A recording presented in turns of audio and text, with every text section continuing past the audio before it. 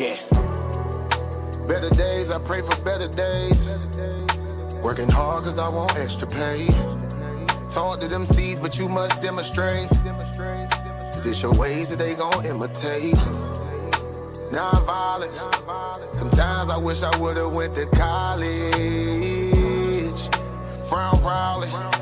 Cause where I'm from, they hate you when you smiling. Your faith should be your gun. You can't leave home without it. The children being grown, cause all the parents acting childish. You show them your reality, I bet they doubt it. You tell them all about your dreams, that's when they out it. Your own blood, ain't no family no more. They do you badly for show. You try to patch up your soul, Lord knows you on a mission to show him you so submissive. The prayer said in silence, you know the devil can hear him, pay attention. Know the war's within, how much time do you spend?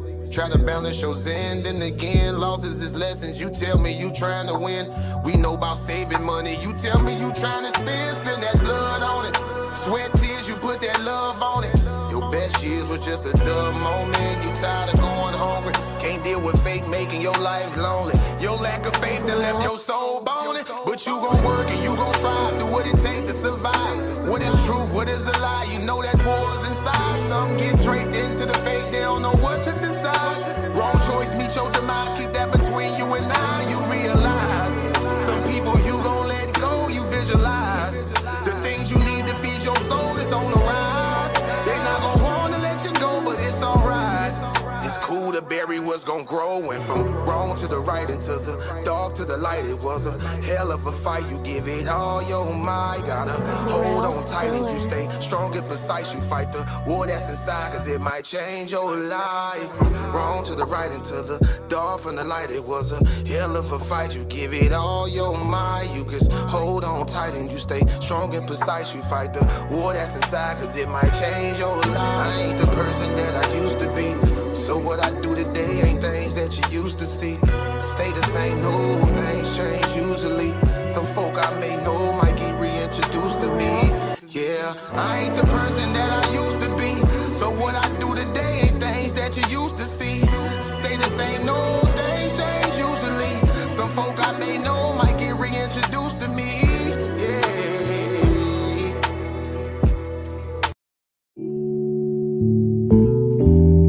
Yeah.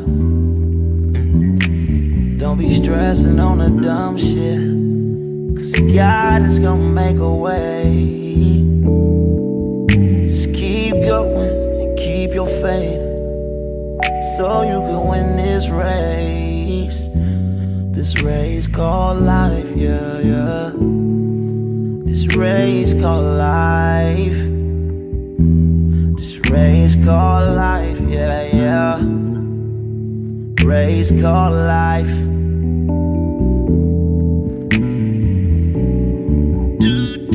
Yeah, yeah, yeah, yeah, yeah, yeah. I'm grinding 'cause I know that I'm gon' get it. I just gotta have vision, keep faith and be humble.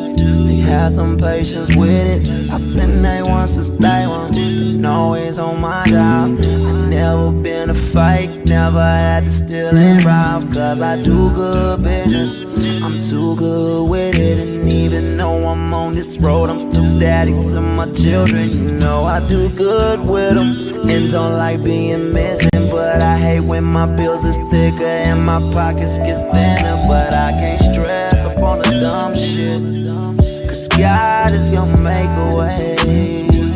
I keep going and keep my faith in my pace, so I can win this race. Yes, y'all. This race called life. We are in the building. This race called life. I'm just trying to win this race called life. This race called Doing life. what we do best on this Sunday. You know? Okay. Let me cut this off. Let's get to it. They've been waiting for this one. Let me go ahead and shout out my first two. We got the bar reloaded in the building. Shout out the bar tapping in. We got Shay Bay in the building. What up, though? You already know. Feeling amazing. Hope everything's been going good with you this week. You see who we got today. You see who we got. The one and only, the man with the plan. For those of you who may not know this guy, his name rings bells from debate league to debate league. Ladies and gentlemen, boys and girls, scholars and haters, welcome to the arena where arguments are weapons and citations are still chairs. Step aside, because entering the ring tonight, we got the 16 seed standing tall with the library card in one hand and a killer punchline in the other. It's the one, the only, JJ700. 7 goddamn thousand. That's right. Can we get a round of applause? Can we get a round of applause? I got you. Don't worry about it. Titan debate. When he came up with this concept, God dang on me, we ain't doing no cussing over it. You better be articulate and learn how to express yourself without the profanity. But when he told me about the Titan debate, I said, well, you know, I'm a giant. You hear me? Let's go. I got the Lions in the goddamn building. Shout out to Neo Love, Sister Karima, the Lions Den, Black Jesus, Minister Baldwin, all the forefathers of this. Jeremiah, please say it loud. Sister Ivory. All the ones, the bars reloaded, Chief over there, Sister Honey, she did, all the people that, hey, all of us that was in the back chats. This is another extension of what we're going to do to James Purcell. Well, all of us going to be over here. But goddamn it, tonight, we talking about the tournament, and then we're going to show some of the educational ass whoop. I'm the 16th seed. The bell went off. I mean, I got to shut up. Go ahead. Go ahead, whoever came in with the band. Go ahead. Shout out to the Titans Debate League, Coliseum Argument. The host is A1. New episode. Go ahead. Let's go. What's up? We got Sister Ivory in the building. How you feeling today, Ivory? I'm great. How you guys doing? Amazing, blessed. Yeah. You already know. And you see who we got today stepping in here. My brother. Let's go. That's so 7,000. We started this debate stuff. Facts. That's right. Let's go. Man, you know what I'm saying? You know, this style, you know, I got to give the Godfather side of his props because you know what I'm saying? Hey, he was doing his thing. He's still doing his thing. Ain't no love off on that. We're here to build with all. Oh, yeah. But in the back chat. Well, see, the back chat, Sister Ivy. See, I was more of a, I ain't finna argue with you in the back chat too long, nigga. Ivy, get the camera out. Sister Karima, get the clock out. Nigga, I ain't finna waste my time because I got other options. Beat up.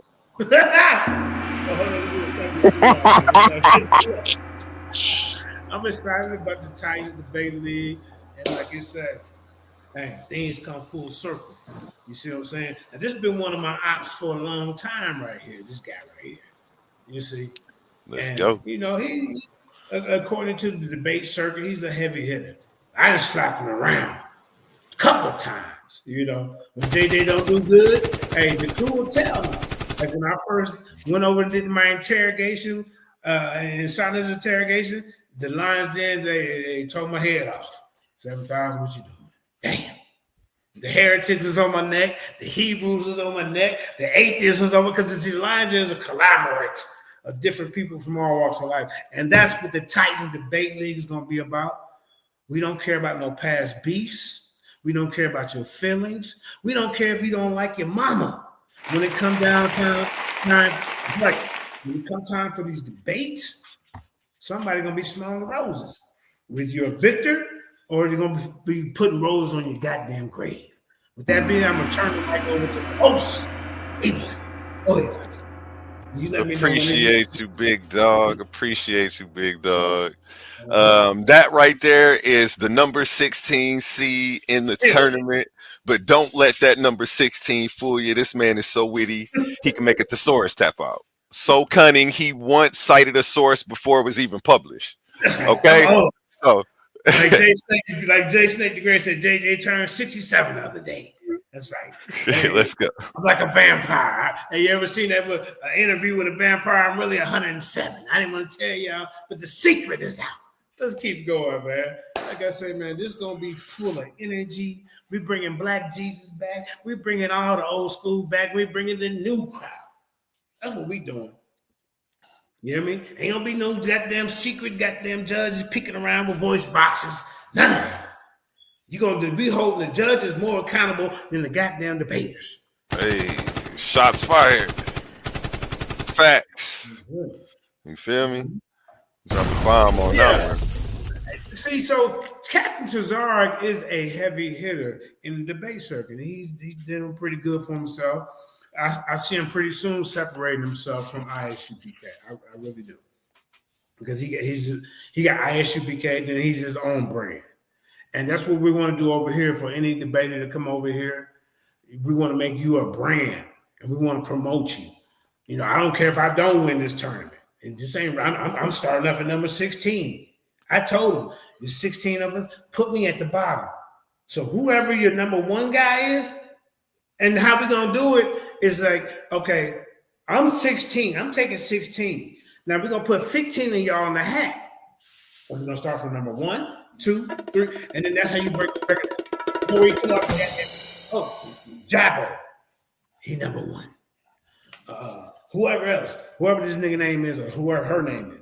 That's how it's about destiny and fate. And that way nobody can say, oh, well, why they pick JJ to be number 1? I'm being humble, and I'm going to number 16. You see what I'm saying? That's what we do. That's a real humble of you, man. Real humble of you. I respect you, JJ. Great lines in the building. You know, I don't think you get enough credit for how humble you are. You know what I'm saying? Yeah, man. So let's go ahead and if anybody want to say anything else, we're gonna just go. So what we're doing, we're showing some classic debates. Okay, man. Come on, baby. Hold on. Okay, so listen. So what we're gonna do is we're gonna show one of my classic battles, because for the up and coming debaters, you know, the ones that even the ones that's been around for a long time, we want to show y'all, you know, some of the history of this Lions Den, and just, I mean, not just Lions Den, just a person who heart and soul is in these debates. Ivy was one of the first one to put my picture on her channel, like real big, like goddamn, you know what I'm saying? Lions Den, Karima, all them, Black Jesus. We go on his channel. We go on Jeremiah's channel. And we made that thing happen in the back chat. That's for real. And it was like, it wasn't just a debate league. It was like a lifestyle. We'd be in the back chat every day, just like y'all doing now in these back chats. But see, the thing is about these back chats is what really bring the debates out. Yeah, we in the building. I see it. Let's go, y'all. Let's go ahead. You want me to share? Let me share my screen, and we can just show you a couple of classic battles that I had with this number one guy debater over there on side of the TV, you know, for a while till the Lions Den popped up over there, shut them down, you know, because Tazaryach make up stuff as you go, you know, you can catch him. And I'm gonna show y'all how to catch a debater. I'm gonna show y'all. Let's go ahead and share the screen. A1, you want to say anything, Sister Ivy? Do some promotion real quick while I get the video loaded up. Yeah, you know what? It's by all of us. While you're doing that, we'll go ahead and let people see. In a world where ideas collide and voices rise like giants, a new arena has opened. Welcome to Titans Debate League, where articulate warriors step forward, not with fists, but with words, not with weapons, but with truth. Here, the community becomes the battleground. Open panels, real voices, the questions that keep you awake at night, the issues that shape our world. Everyone has a chance to rise, to be heard, to see if their information will reign supreme. Will you watch from the sidelines or will you step into the arena? Subscribe now at Titans Debate League.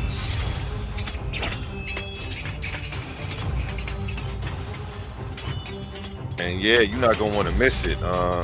This is what the internet's been talking about right now, from channel to channel. Titans Debate League. We are here. We are Titans. Let's go. Go ahead, man. Deacon, on That's you, JJ. right. We here, man. You got to. Oh wait. Oh, okay. Your screen sharing. You got to At it share the right screen. now. I guess. There we go. I got it. Just a little self promotion before I get into it. You know, if you don't mind, this is a new thing. You know. You see it? There we go. All right. There we go. Yeah, go ahead and share my screen.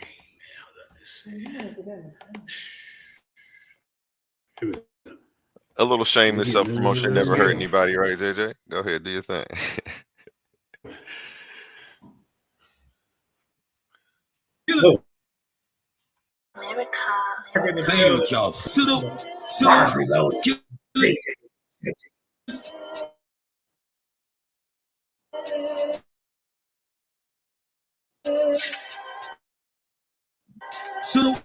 Killers.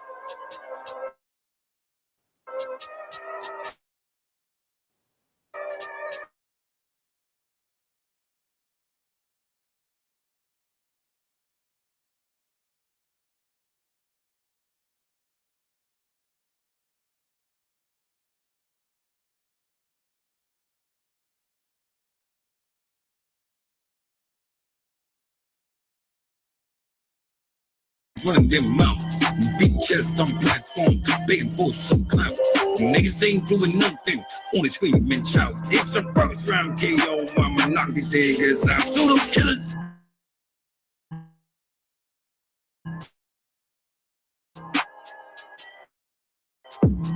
So them killers.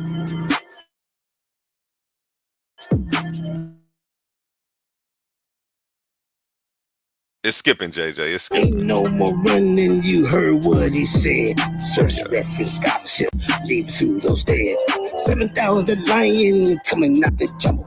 Coming off that top rope, just vanilla. And Deacon Riley running with the mother pseudo killers. Hey, now you a goof. Torn. Nice shoot. Come up here. Pseudo killers. I'm a pseudo killer nigga, and I'm coming through your head. All the niggas are kind of bug for the pseudo shit that they say. I'm a pseudo killer. I'm a pseudo killer. Ain't no more rap. Nigga, I'm gonna pull your head up. Get up, get up, get up. Pseudo killer.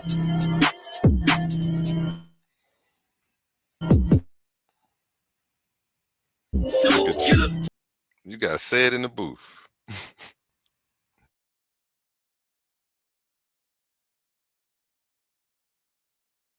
You muted, JJ. I can't hear you.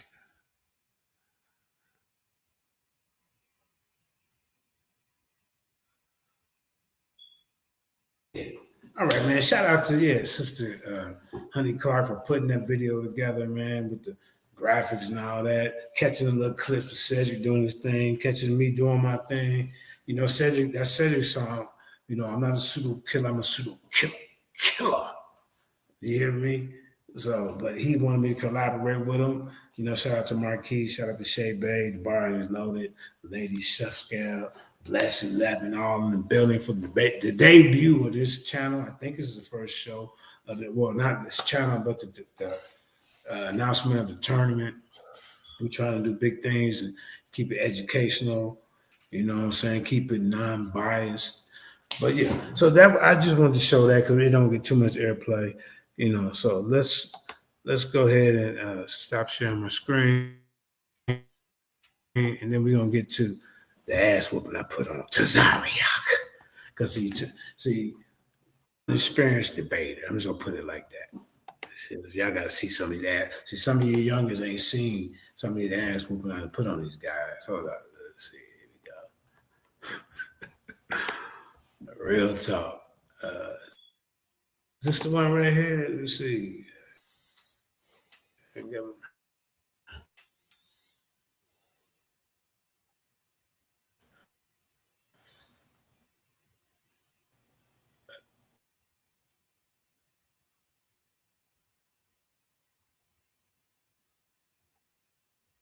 It's going a little slow.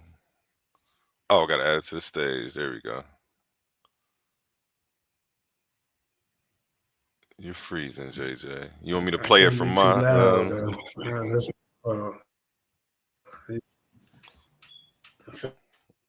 Family's telling me don't be too. You know, sometimes I do. Oh, play it from my side. Yeah. Gotcha. All right, let's try it. Okay, let's try it again. Yeah, play it from your side. Go ahead. Just play that video. Yeah, go ahead. Yeah, somebody got some feedback over there. We live. Black Jesus. All righty. This is your boy, Black Jesus, minister balling and crawling, swinging and banging, all the way from Houston, Texas, the Ecclesiastes 3 Christian, and the Lions Den debate league. You got two brothers and sisters. You said hold up. I had to turn mine off. My fault. Go ahead.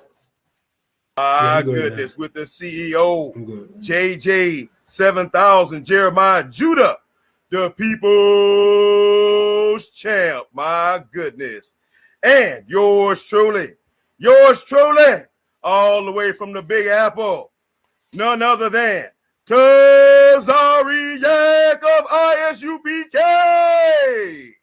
My goodness, brothers and sisters, we are on part 2 of the discussion.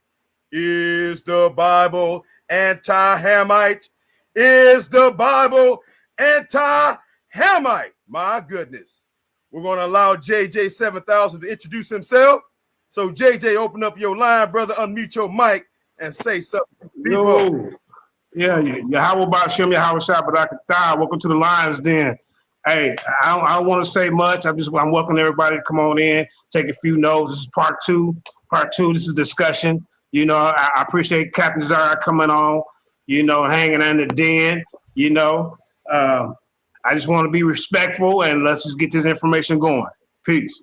All right. Again, all the way from the Big Apple, the real deal, General Tazaryach. Dear brother, unmute your mic, brother, and say something to the people. I appreciate it. If I could just give one correction, I'm not a general. I'm Captain Tazaryach of ISUBK under Commander General Yohana. Like Jeremiah Judah said, this is I thought it was a debate, but he said discussion. That's fine. This is kind of like the second debate discussion. We did this like 3 weeks ago on my radio show, Cross the Line Radio. Is the Bible anti-Hamite? My premise is more so the Bible is anti-everybody except Israel. So we'll have this discussion now to see, you know, is the Bible anti-Hamite or is the Bible pro-Hamite or is the Bible for Hamites? So we'll see it, you know, we'll see how it goes. All right. And very briefly, we'll allow some of the other panel members to say something real briefly about themselves. Carla, if you'll introduce yourself, you have been instrumental in bringing this thing about. And the timekeeper, introduce yourself, and anybody else, go right ahead real quick. Shalom, family. It's your girl, Callaway. I'm in the building. It's a good debate tonight. We got Captain Tazaryach versus JJ700. I'm just excited to see these brothers get back into the ring so we can get to the bottom of it. Is the Bible anti-Hamite? So, shalom. All right, let's go. Next person. Shalom, family. This is D1 the African Knight. Straight out Somebody of the mute your mic. South. Mute your mic, y'all. Mute your mic. Only the speaker. Mic is open. Yeah, I appreciate it, y'all. My name is D1 the African Knight, straight out of the dirty South, Louisiana. I'm just here to listen in. It's going to be a great discussion / debate, whatever you want to call it. So get your popcorn ready and enjoy the show. Let's get it. Next. Timekeeper. It's Andrew Ford. You know what I'm saying? Follow me on Facebook, Andrew Ford crew. We see Captain Tazaryach and JJ700 get it in. You know, so I'm excited to see what they're gonna bring. So let's get it. All right, Ruger the Lion. What's up, bro? Go ahead. Unmute your mic. Your mic is muted, bro. My bad. This on Ruger the Lion. Original Thoughts Spelled Backwards on Facebook. I mean, I was here for the first debate. You know what I mean? I'm here for the second debate. I want to see what these brothers gonna bring out. See if any information gonna be upgraded. You know what I mean? I'm just like really sitting back looking at it. I'm thinking about to put it on the big screen. I want to see this for real, for real. Y'all get it in, man. All right. Am I missing anybody? If I missed anybody, please unmute your mic and introduce yourself. This is Corey Dawson. I'm ready to look at this debate or this discussion, really to take some notes to see who got the better argument and stuff. Both of them infamous, Jeremiah Judah and Captain Tazaryach. You know, they both infamous, so I want to see how this debate gonna go. That's it. All right, that was TKO to Corey Dawson, also from Houston, Texas, the young phenom. My goodness. All right, brothers and sisters, we about to make this thing happen. We about to make it happen. We've been waiting for a little while. All right, so I believe Captain Tazaryach will be going first. This will be 2 15-minute rounds. Immediately after the 2 15-minute rounds, we will allow 3 questions apiece. So, brothers and sisters, we're about to get this thing started. Everybody, please mute your mic.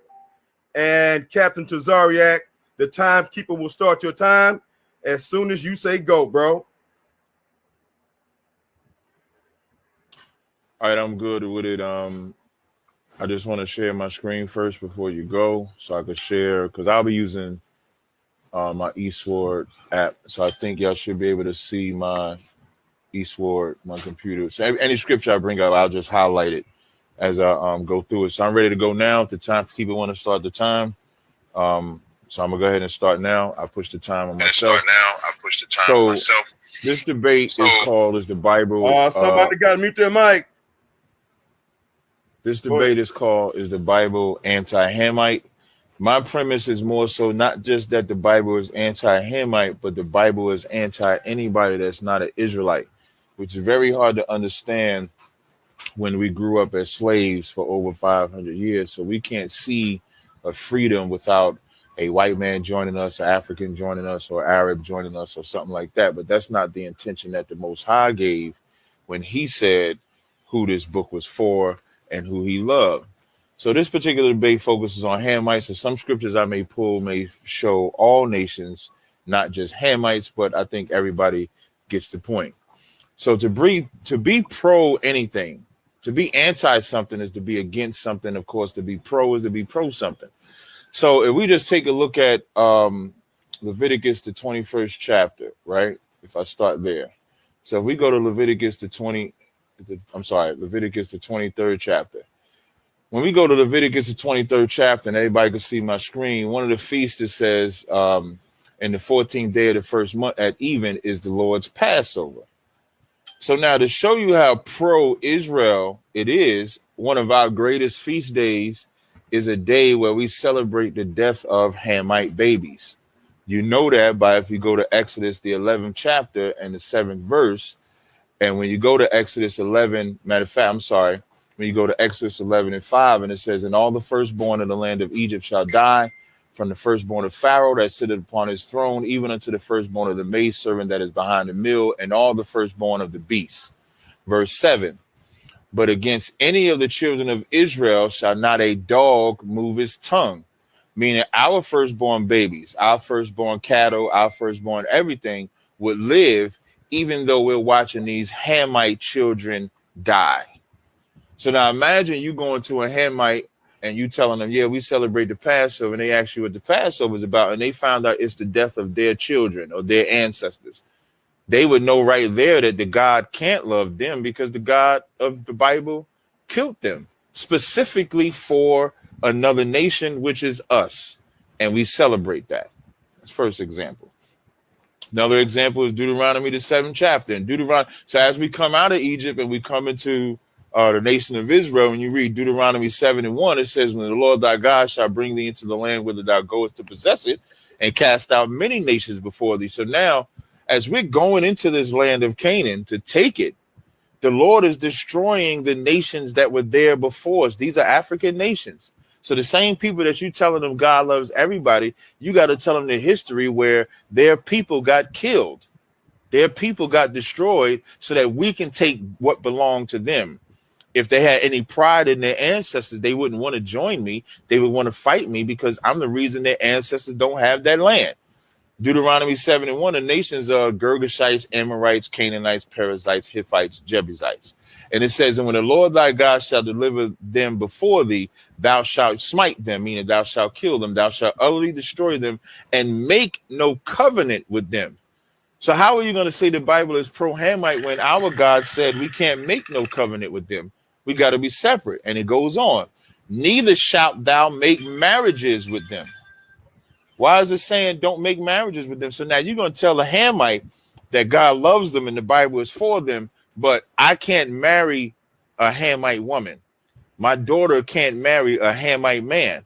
But you're going to tell me that the God of the Bible is pro-Hamite. He's not. He's pro-Israel. And he don't want us joining or mixing with them at all. So it says, neither shalt they make marriages with them. Thy daughter thou shalt not give unto his son, nor his daughter shalt thou take unto thy son. For they will turn away thy son from following me, that they may serve other gods. What happens every time you see us go into Egypt or Ethiopia or the Hittites or any other nation? What happens? We serve their gods. We don't serve the God of the Bible, and then we get our ass whooped, and then we repent, and then we go right back to it, but then we sin again by joining these nations that the Lord told us not to name. So now we got a Passover, we got a holiday that we celebrate the death of Hamite babies. We got another law in the Bible that tells us not to marry other nations, which is heavy because when you go back to Joseph, he had an Egyptian wife. When you go back to Moses, he had an Ethiopian woman. I believe Hagar was an Egyptian. So now Moses is the one writing this law. So obviously Moses feels that it's a mistake, and he got that from the Most High. So him marrying a non-Israelite woman was a mistake. It wasn't what he was supposed to do. So now what does he do? He make it so that none of us make the same mistakes that our ancestors did. That's why Romans 15:4 says, whatsoever was written aforetime was written for our learning, that through patience and comfort of the scriptures, we might have hope. We're not supposed to read the scriptures and then think that this means we're supposed to join other nations. We're supposed to realize that joining other nations has always been our downfall. Because when we join them other nations, we follow their gods, their cultures, which is a natural occurrence. If you think about Solomon was the wisest cat on the planet Earth, and the minute that he married, which I'm going to go to that one. So we go to 1 Kings 10. I'm sorry, not 10. We go to 1 Kings 11:1. It says, but King Solomon loved many strange women with the daughters of Pharaoh, Egyptian, with the Moabites, Ammonites, Edomites, Zidonians, and Hittites, of the nations concerning which the Lord said unto the children of Israel, ye shall not go into. You know what happens when you start dealing with other nations, especially when we start intermixing and marrying? When you get in a relationship with anybody, you get married to a black woman. And when you get married to that black woman, there's a lifestyle she had before you and a lifestyle you had. And what happens is you mesh them together because you fall in love. So because you fall in love, you're going to do things that you wouldn't do, but you're doing it for her. She's going to do things that she wouldn't do, but she's doing it for you. When when Solomon married these heathen women, he lost every bit of wisdom he could have ever had, because when he married them and cleaved to them, verse 4 says, for it came to pass when Solomon was old that his wives turned away his heart and after other gods, and his heart was not perfect with the Most High, his God, as it was the heart of David, his father. Which let you know David didn't marry no heathen. David stayed with the Most High. And it says, for Solomon went after Ashtaroth, the goddess of the Zidonians, and Milcom, the abomination of the Amorites. So if God was okay with us mixing with Hamites, why did he create a law against mixing with any nation? Again, I'm more focused on any nation. I know this is about Ham, but this says we're not supposed to mix or deal with no nation. And every time we go and deal with that nation, we fall. I give other examples. In Isaiah, the 30th chapter, it says, woe to the rebellious children, saith the Lord, that take counsel, but not of me, and that cover with the covering, but not of my spirit, that they may add sin to sin. What is the sin? Verse 2, that walk to go down into Egypt and have not asked at my mouth, to strengthen themselves in the strength of Pharaoh and to trust in the shadow of Egypt. Hezekiah was an example of that. When you go into the wars that they had, when they was afraid of the Assyrian king, and they put their faith more so in Tazaryach, thinking Tazaryach was going to save them, when Tazaryach didn't do nothing. The Lord saved them. But we put our trust in all of these different nations instead of putting our trust in the Most High, period. I'm going to give some more. I'm going to give a couple more. This is Amos, the 9th chapter. In Amos, the 9th chapter, I'm going to start at I'm going to just read verse 7. Verse 7 says, are ye not as of the children of the Ethiopians unto me, O children of Israel, saith the Lord?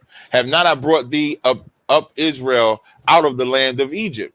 The reason why he's saying, are you not of the children, are not as the Ethiopians, because we was acting like the Ethiopians because we being pro-Ham. And once you become pro-Ham, you know what you're not? You're not pro-Israel. And so the Lord got to remind us again of why, of him bringing us out of Egypt and why we acting like them. Other examples, Deuteronomy, the 23rd chapter. Since you want to say it's pro-Ham, I'll show you how it's pro-Israel. Deuteronomy, the 23rd chapter, the 19th verse. I'm going to read. Thou shalt not lend upon usury to thy brother, usury of money, usury of victuals, usury of anything that is lent upon usury. Usury is loaning money. So if it says thou shalt not lend usury to thy brother, so usury is like if you loan $5,000 to your brother, he only pays back that $5,000.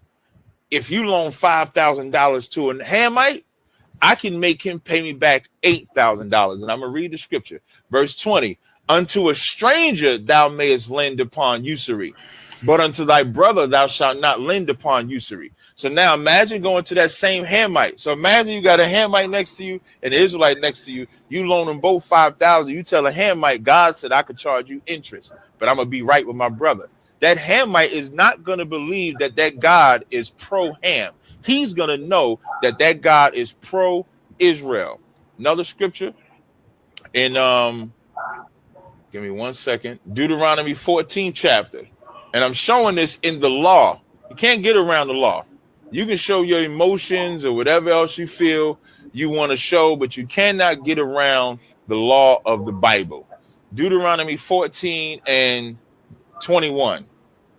It says, ye shall not eat of anything that dieth of itself. So if you have a cow on your farm and that cow just dropped dead, you can't eat it. But here's who you can give it to. Thou shalt give it unto the stranger that is in thy gates, that he may eat it. So if God was pro these other nations, why ain't they eating the same plate that I'm eating? Why are they not at the same level that I'm at? Why are there laws forbidding me from touching their girls, women, or laws forbidding our women from touching their? Tazaryach, everybody on the planet don't have the same God. You can't hold everybody on the planet accountable for your God. You want to make God a racist, the creator a racist. And that's a problem. Because it shows in the book that the patriarchs were marrying African women. You hate Africa. That's your deal because you was taught that and brainwashed. You love Mexico and Guatemala and other people to Quatazars that look like you more than the people who were the Israelites were located. How did they get over here? They had to go to the west coast of Africa. Our people had to be brought over on slave ships, didn't they? They were converted to Islam, but they still was Israelites. Some of them. I'm not saying everybody. I'm not saying all the tribes were. The Igbo had Israelites in them. You got to go to the sub clans. He don't understand that, ladies and gentlemen. He hates Africa. You see that hat I got on my head? Come on, bro. How you hate your own blood? And then you hate the white man too. But then if you do a DNA test, guess what? You're going to have at least, as pink as you is, you got at least 13, 14% European in you. So you hate yourself? Let's keep going, A1. Shout out to the titans of arguments.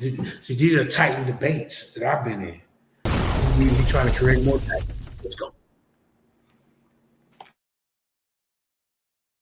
Men, why are there laws?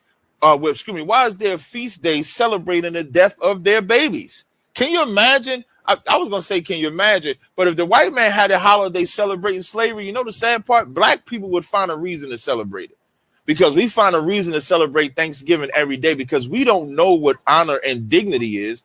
That's why we have an issue if we have to separate ourselves from somebody that has the same melanin tone. You know, melanin seems to be a killer.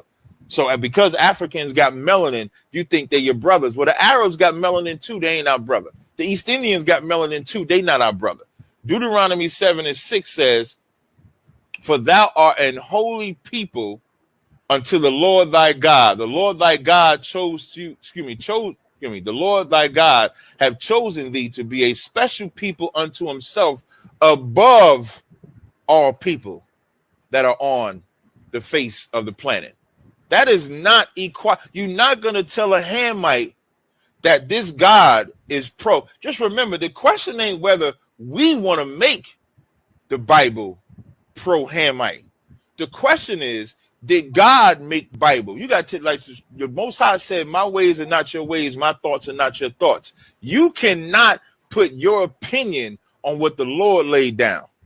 The Lord never laid down for us to be equal. He made us to rule over them and no other nation. The reason why you have wars to this day for other nations is because they don't want to be ruled over. And all of them are doing what? They're ruling or fighting back in the name of their God that prefers them. When you go into them African villages, their gods prefer them. They don't serve a God that make them the second-class citizen because that's not a pro-God for them.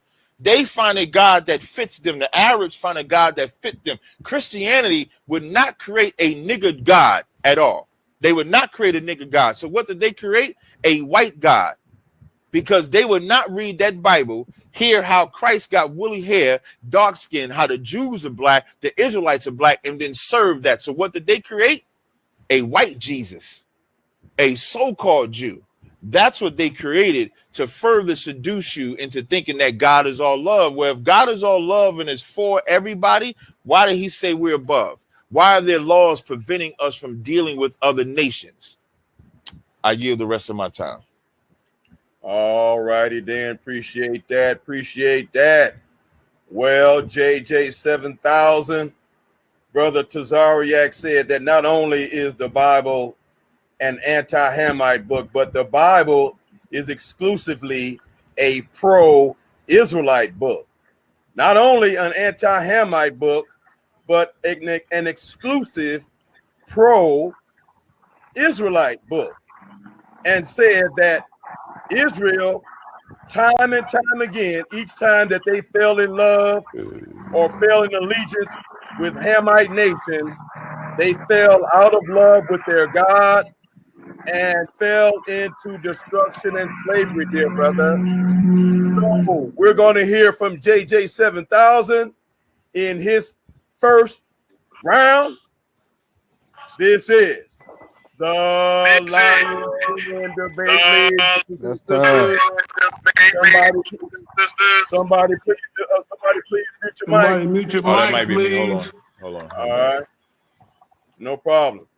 So this is, brothers and sisters, the Lions Den Debate League live Is the Bible a anti-Hamite book?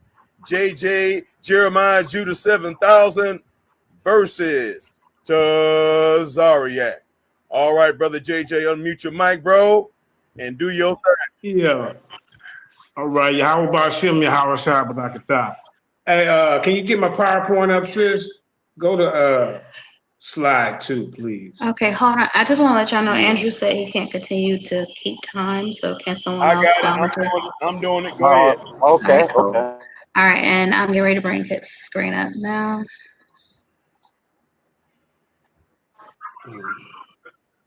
Don't start my time to my go, bro. Up, please. That's when I click the time, bro. All right.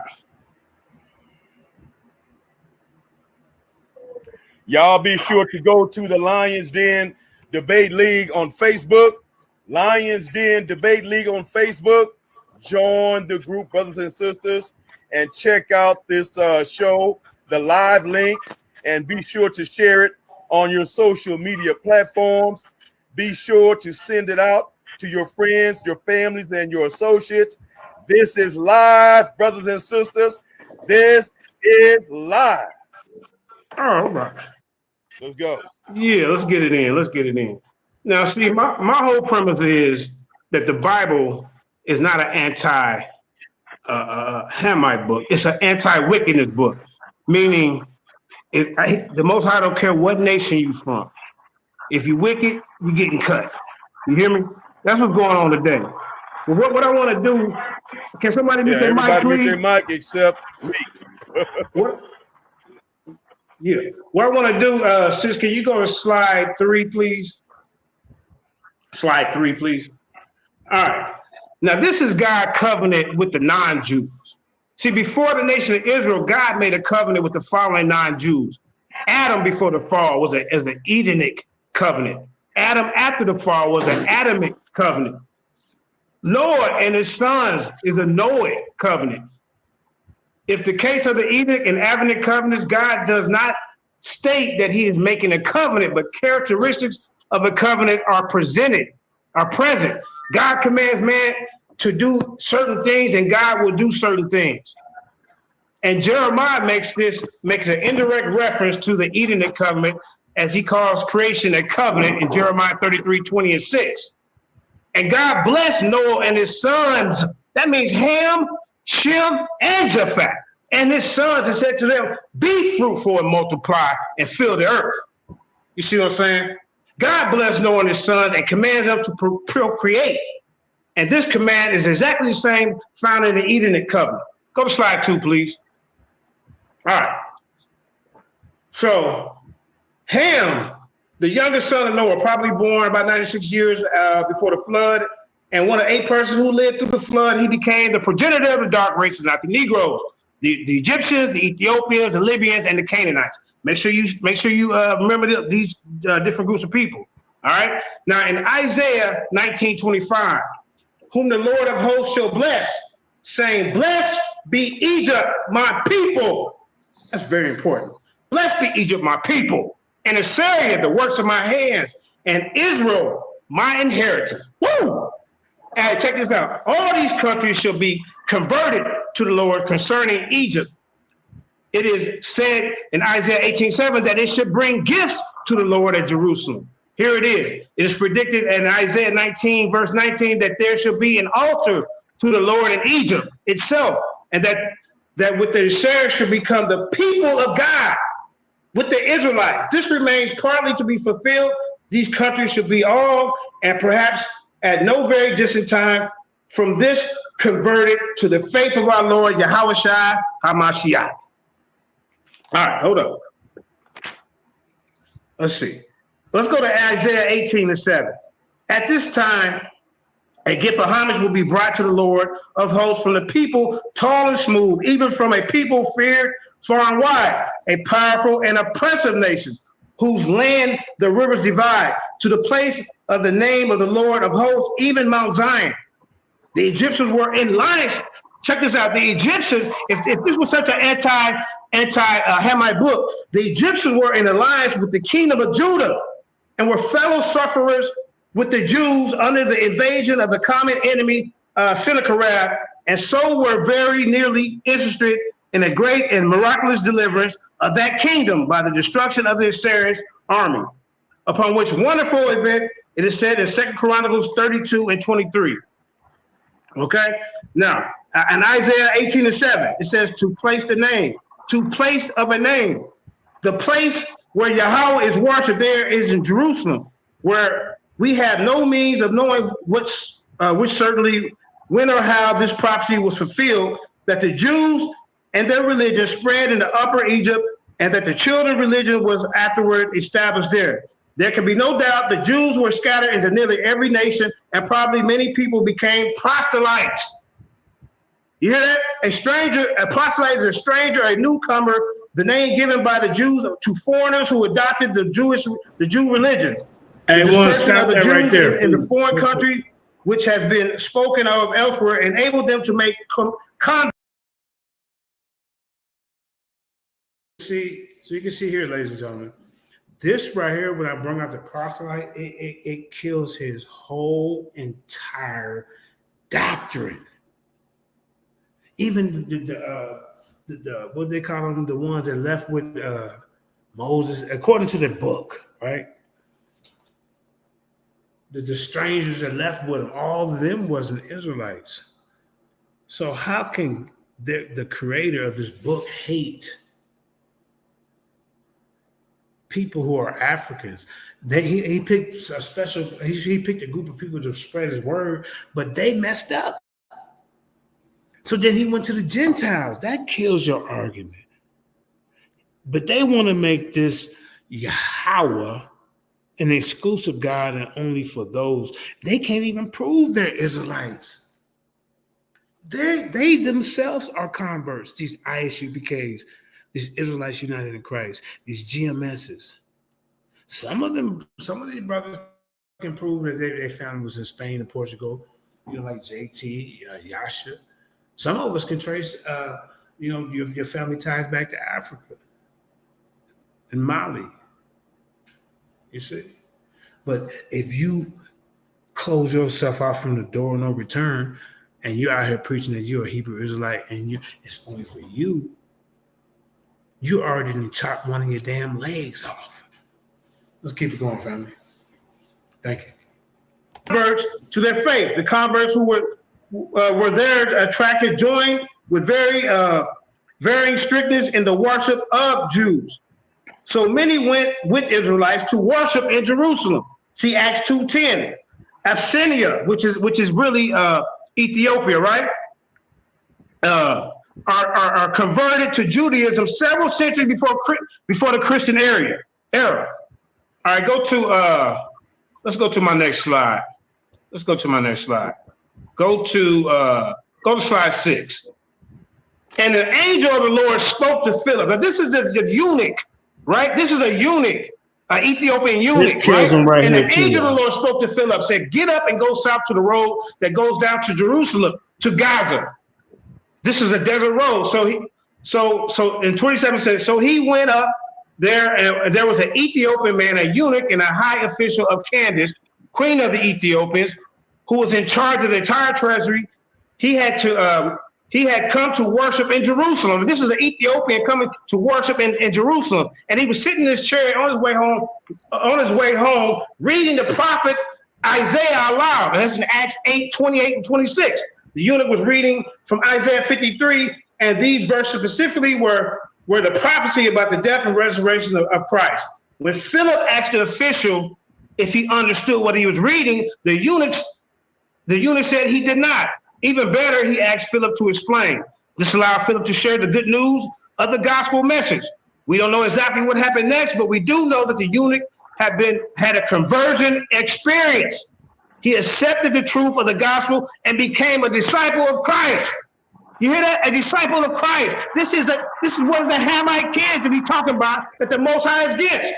According to what we saw, was a body of water along the roadside. Sometime later, the eunuch expressed a desire to be baptized as a public declaration in his face of Christ. You see that? At the conclusion of the ceremony, Philip was carried away by the Holy Spirit and taken to a new location, and a miraculous ending and a miraculous conversion. Indeed, it is important to note that this entire encounter was a divinely arranged miracle. The only person Philip knew to talk to was a man through the prompting of the angel of the Lord. The angel of the Lord sent Philip to this Hamite, and he was converted. So how do you get around that? If this is an anti-Hamite book, we wouldn't be converting them. We wouldn't be baptizing. Let's keep it moving. Let's keep it moving. What else have we got here? All right. Let's go to my next slide. Let's see. All right. Let's go to slide 9, please. No. We don't do that one yet. We don't do that one yet. Let me see. Hold up. We don't do that one. We're gonna keep it moving. Okay. I want you to open up 10, please, because open up 10. Because see, all the nations are blessed. See, what Captain Tazaryach is trying to tell is saying that only Israel was blessed. But as you can see earlier, he told Ham, Shem, and Japheth to be fruitful and multiply. Could you open that up, please? Number 10, please. I'm trying to get the link to go. Okay. All right, that's okay. I'll keep it moving until you can get it up. All right.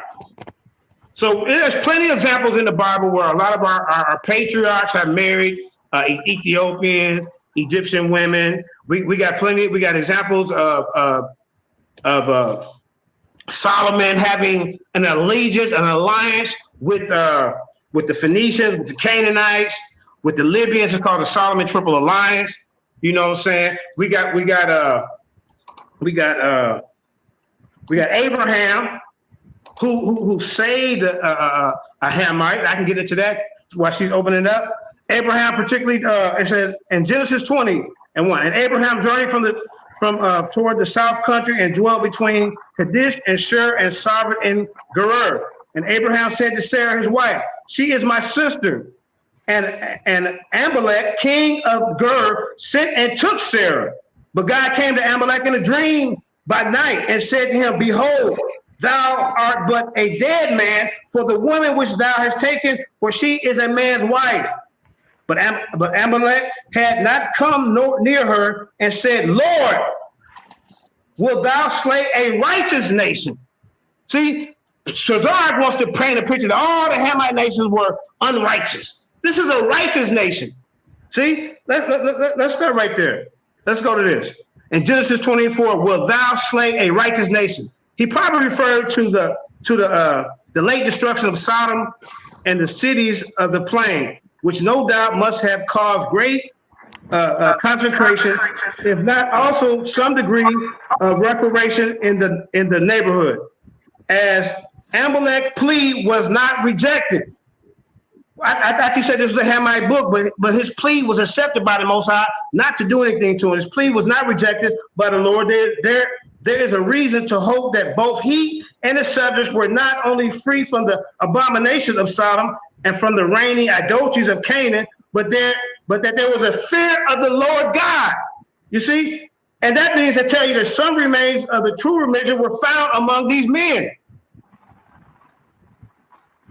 Okay, let's go to another commentary. It says that the supreme being here appears as God Elohim, and therefore in his eternal power and independence, and he communicated with Amalek in his dream. This prince addressed him as Adonai, Lord. We have already seen that the knowledge of the true God have not yet disappeared from the Gentiles.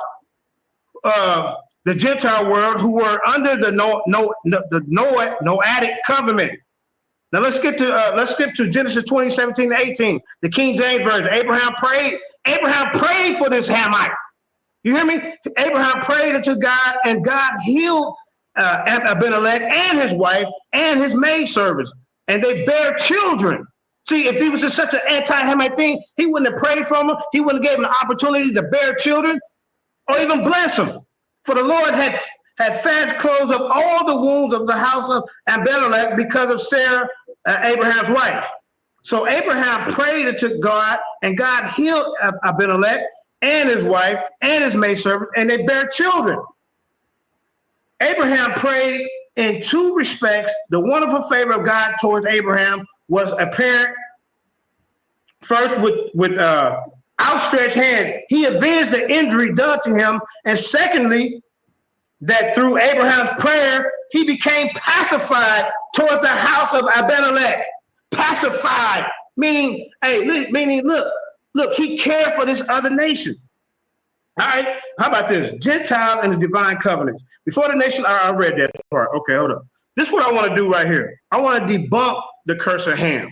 Okay, this was used in the 1800s to justify the enslavement of people of Africa descent, and they took our ancestors from the west coast of Africa from the door of no return. Now, Genesis 9:20 and 27 records an event in which Ham disrespected his father by finding him drunk in wine, looking at him.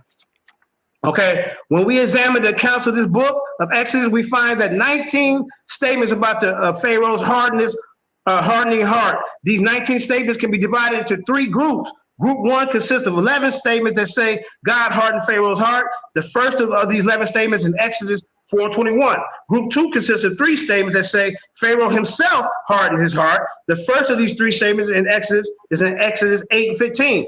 Group 3 consists of 5 statements, which are all presented in a passive voice. They all state that Pharaoh's heart is or was hardened, but without indicating in any other way whatever this hardening is done by God or by Pharaoh himself.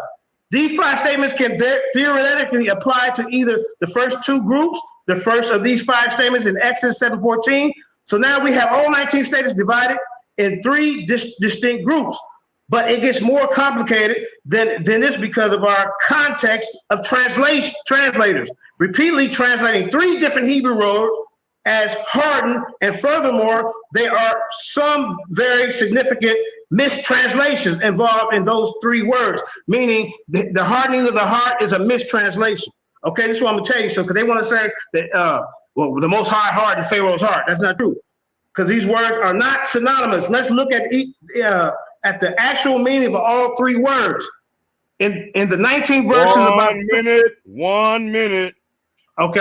What I'm gonna do? I'm gonna finish this. But it is the heart is relevant to shazak is the Hebrew word used 12 times, and I'm gonna go into that in my second round.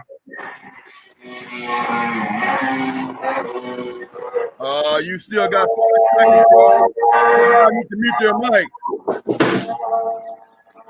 You still got 40 seconds, JJ. Somebody need to mute their mic. All right, yeah. I'm gonna go into it. I'm gonna show you the mistranslation of the word because he liked to use that the Most High hardened his heart, when really it was a real bad mistranslation. Like I said, the Most High has been dealing with different nations. A lot of our patriarchs has married a lot of Egyptian and Ethiopian women. Solomon had allegiances with Canaanites, with Phoenicians, with Libyans. Like I say, the Most High also saved Abimelech and his people from getting destroyed. It was a righteous nation. And with that being said, I'm gonna wait till my next round to bring out the rest of my information. All righty. Time, brother. Time indeed. You was right on time with that. My goodness. My boy JJ700 came hard, Tazaryach. You got to know that boy came deep. I didn't even know he was going to come deep like this. Brother JJ just mentioned lightly Hamite confederations with the nation of Israel. He also mentioned Isaiah 19, 24 and 25, where God proclaims that Egypt is his people. The brother JJ mentioned Hamite conversions and converts. One of them chiefly, the Ethiopian eunuch, who was already worshiping as an Israelite, but then took further instructions on who the Christ was and came into that knowledge and took it back to Ethiopia. Hey, can you stop real quick? Ethiopia is the only African. Okay. Now, y'all remember after Tazaryach got done with his first round, Black Jesus Minister, the host, the moderator, reiterated the points that he brought out. I want y'all to just remember what I just said. And this is exactly what he's doing for me. Now, our first debate was on Cross the Line. And the debate was the same topic, but I brought different information. But Katazar jumped in, so now it's 2 against 1. Now they're muting me. Now they're doing all their shenanigans and all that. I don't see nothing wrong with what Black Jesus Minister is doing right here. But guess what, y'all? Tazaryach about to have a mental breakdown. Watch this. Watch this. He's about to have a mental breakdown. A1. What you think about the debate so far, brother? Go ahead, speak on it a little bit. A1. I like this one right here. Your delivery and your energy was sharp right here on this one. I'm excited to see to the end. I'm not gonna give my opinion too much. I'm just hosting, letting you do your thing tonight, man. You can at the end or whatever. But this debate. I'll let you know behind the scenes. I'll let you know behind the scenes. Yeah, this now I want you to do it be in front of the scenes. 5 years ago, I take constructive criticism for real. Let's keep going. I'm showing y'all the eruption about to happen because he's mad at Black Jesus. But remember, he's supposed to be decorum, Mr. Decorum, man, and all that. But see, a lot of these guys, when they get out of their element, it's a whole different game. Here we go. African nation in Africa that was never conquered by Europeans and it is predominantly Christian to this day. Jeremiah Judah also mentioned the Adamic or the Adam-Noah covenant well before Abraham, Isaac, and Jacob ever existed. And let's see what else this brother came on hard with. Oh my goodness. I knew about this one. I didn't even know you had this in your arsenal, JJ. This right here is what made him mad right here. Brother Tazaryach, you might have to address this, brother. A king Abimelech, a Hamite king, bro. He said that once he gave Sarah back to Abraham, and God spoke to me. It was God of the Bible that we serve, Tazaryach, that spoke to him in his sleep and told him that the woman you with is that man's wife, and if you don't send her back, you're gonna be a dead man in the morning. And Abimelech woke up and spoke to his whole court and his whole nation and gave him back his wife and was upset, but instead blessed Abraham with money, gold, silver, and men servants and maid servants. And while he was talking to God before he gave back his wife, he said to God, as Jeremiah brought out, Tazaryach, we're gonna give you the opportunity to come on here and you do the debate review by yourself. All right, because there ain't no biases at the goddamn Titans, you know what I'm saying? Coliseum of arguments. The Titans over here, man. You consider the Titan, it's just that you ran across a bigger giant that day. You hear me, sir? Now, yeah, Marquise. Hey, look, Marquise said, get him. Yeah, I've been getting him. I've been getting him for years. I've beat him up about 4 or 5 times. He's just documented in the archives in my goddamn resume. I got a big resume, man. And this is what we want to create. Debaters over here, Sister Ivory, Sister, excuse me, Brother A1 on this, right? And then we're going to get some other people to collaborate later.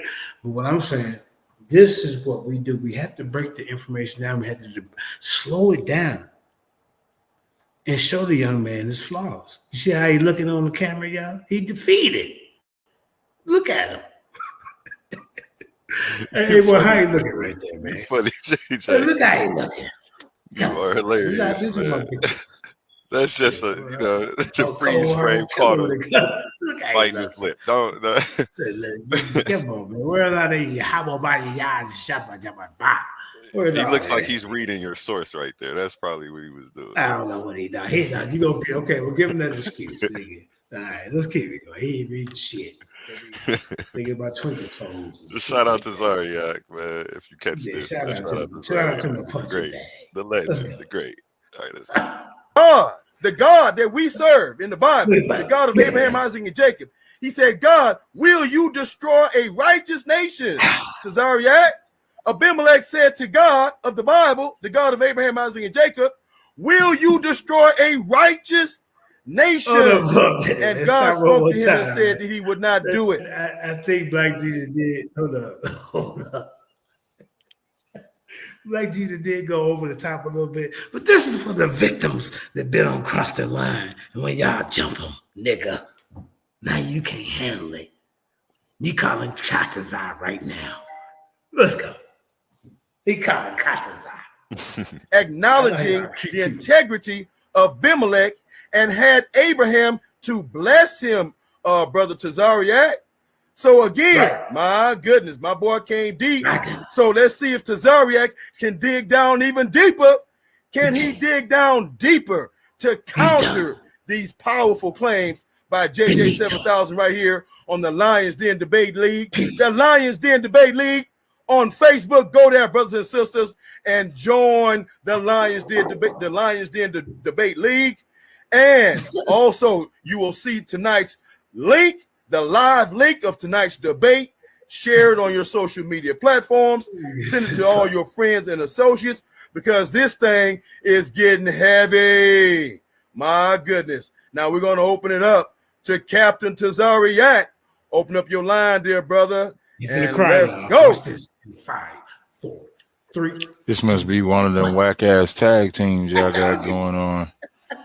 Black Jesus came in here and just, pushed Jeremiah's opinion. I think it's funny. I don't have a problem with it, though. I'm kind of built for that kind of shit. But whenever y'all ready, I'm ready. You let me know when y'all ready to start the time. I can go ahead and whip y'all ass real quick. I'm going to say y'all because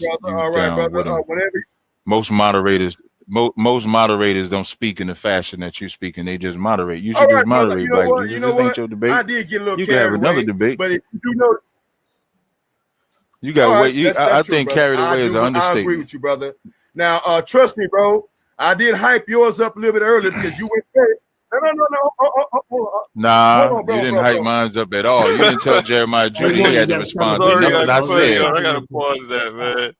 Hey, I was over here laughing hard at that, man. That was funny. I told you. That was funny, man. Shout out to Tazaryach, man. Yeah, classic moments, man. We had to pull this one out the crates, blow the dust off this one, man. This is classic, man. Truth.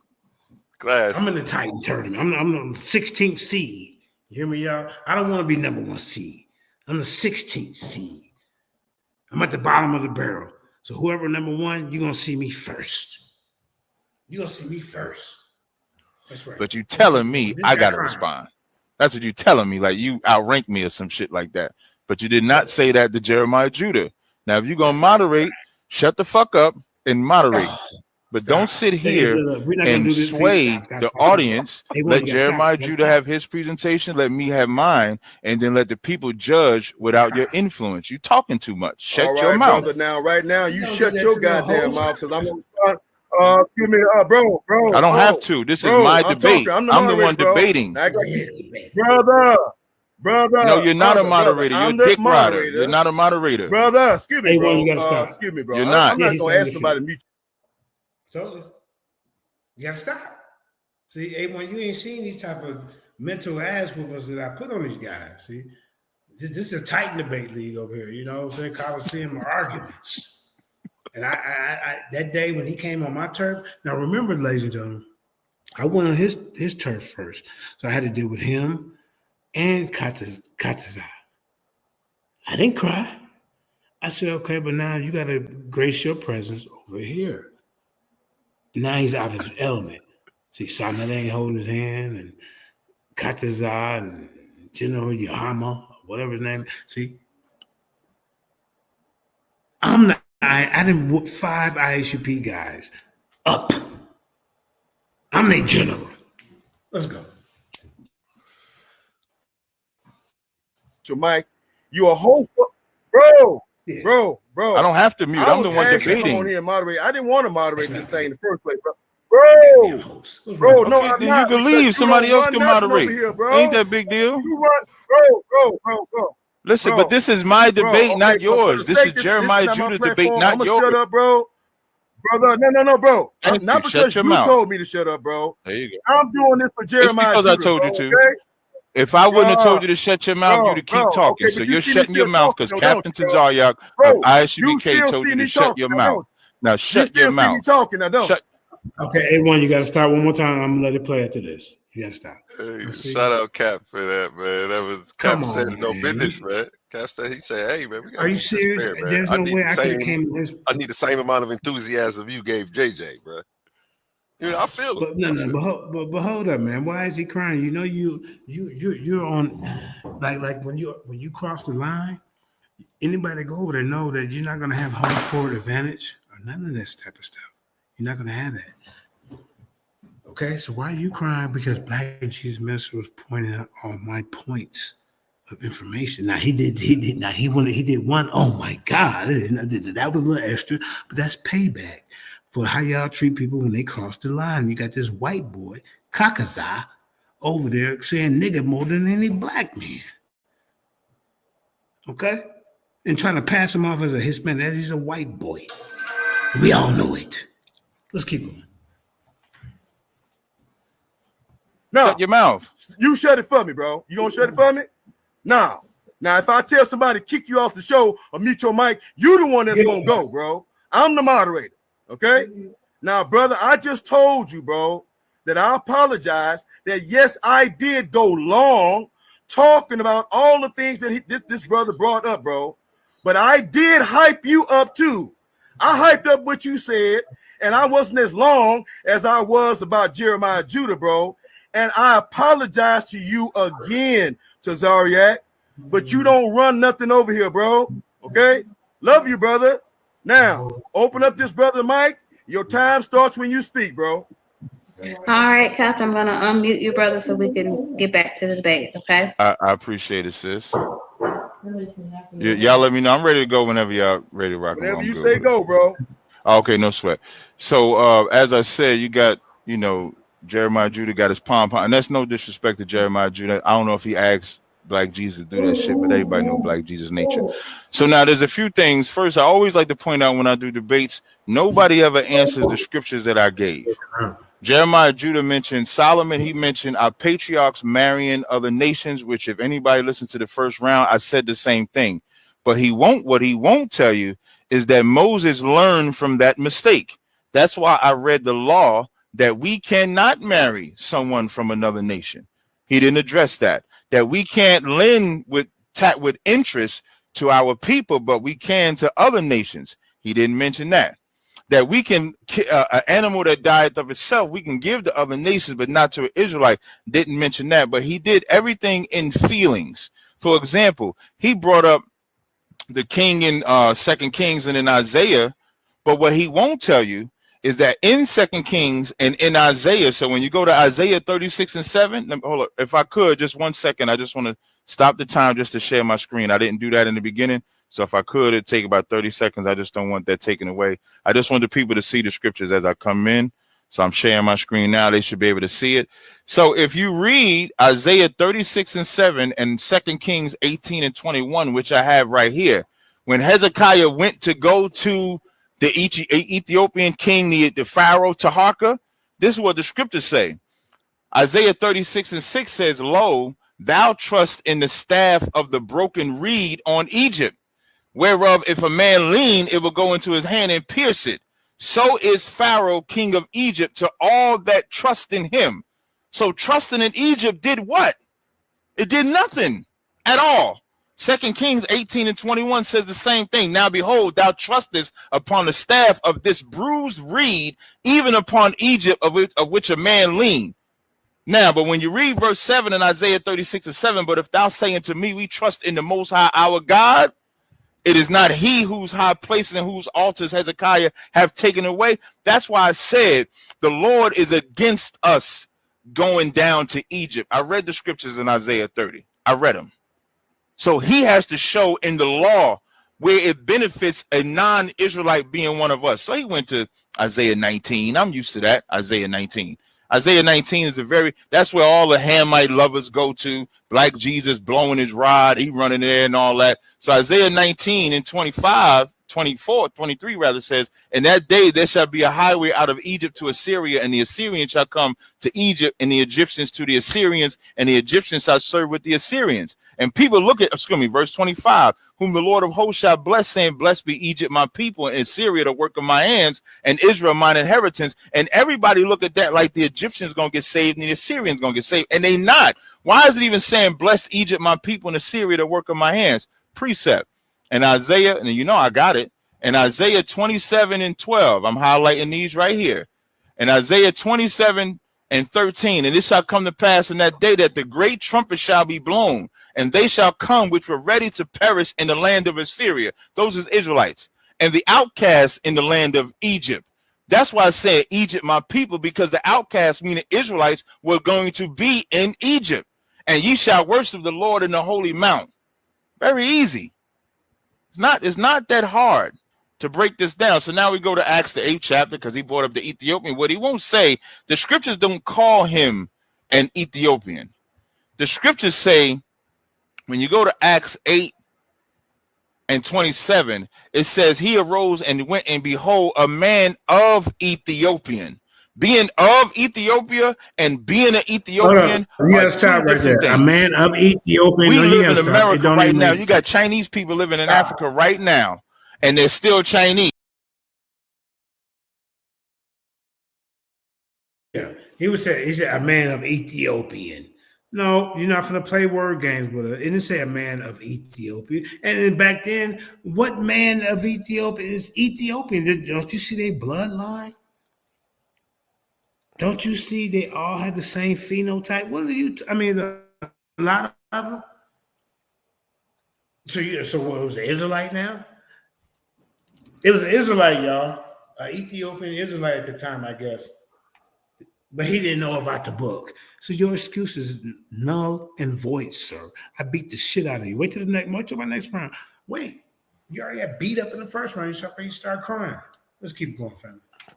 Titans over here. Let's go. Coliseum of arguments.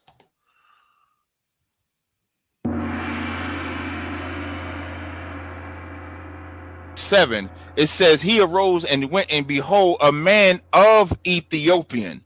Being I went back a hair, didn't I? Where they find this guy? Of Ethiopia and being an Ethiopian are two different things. No, we live in America right now. You got Chinese. Say that again. People living in Africa right now, and they're still Chinese, even though they from Kunku in Africa, whatever funky ass country they got out there, whatever country they from, they still saying that. So being of Ethiopia, he hate Africa. Shake your head, Marquise. Yeah, he hate Africa. Yeah, he hate Africa that much. But look how light he is. He got probably like 30% European in him, man. He's like a goddamn Neanderthal type of fella. You know, so yeah. Him and Kakazar they might be really brothers. Come on, man. See, some of these guys, and I don't mean no harm, but some of these guys are put into community, our community, to distract us from coming together.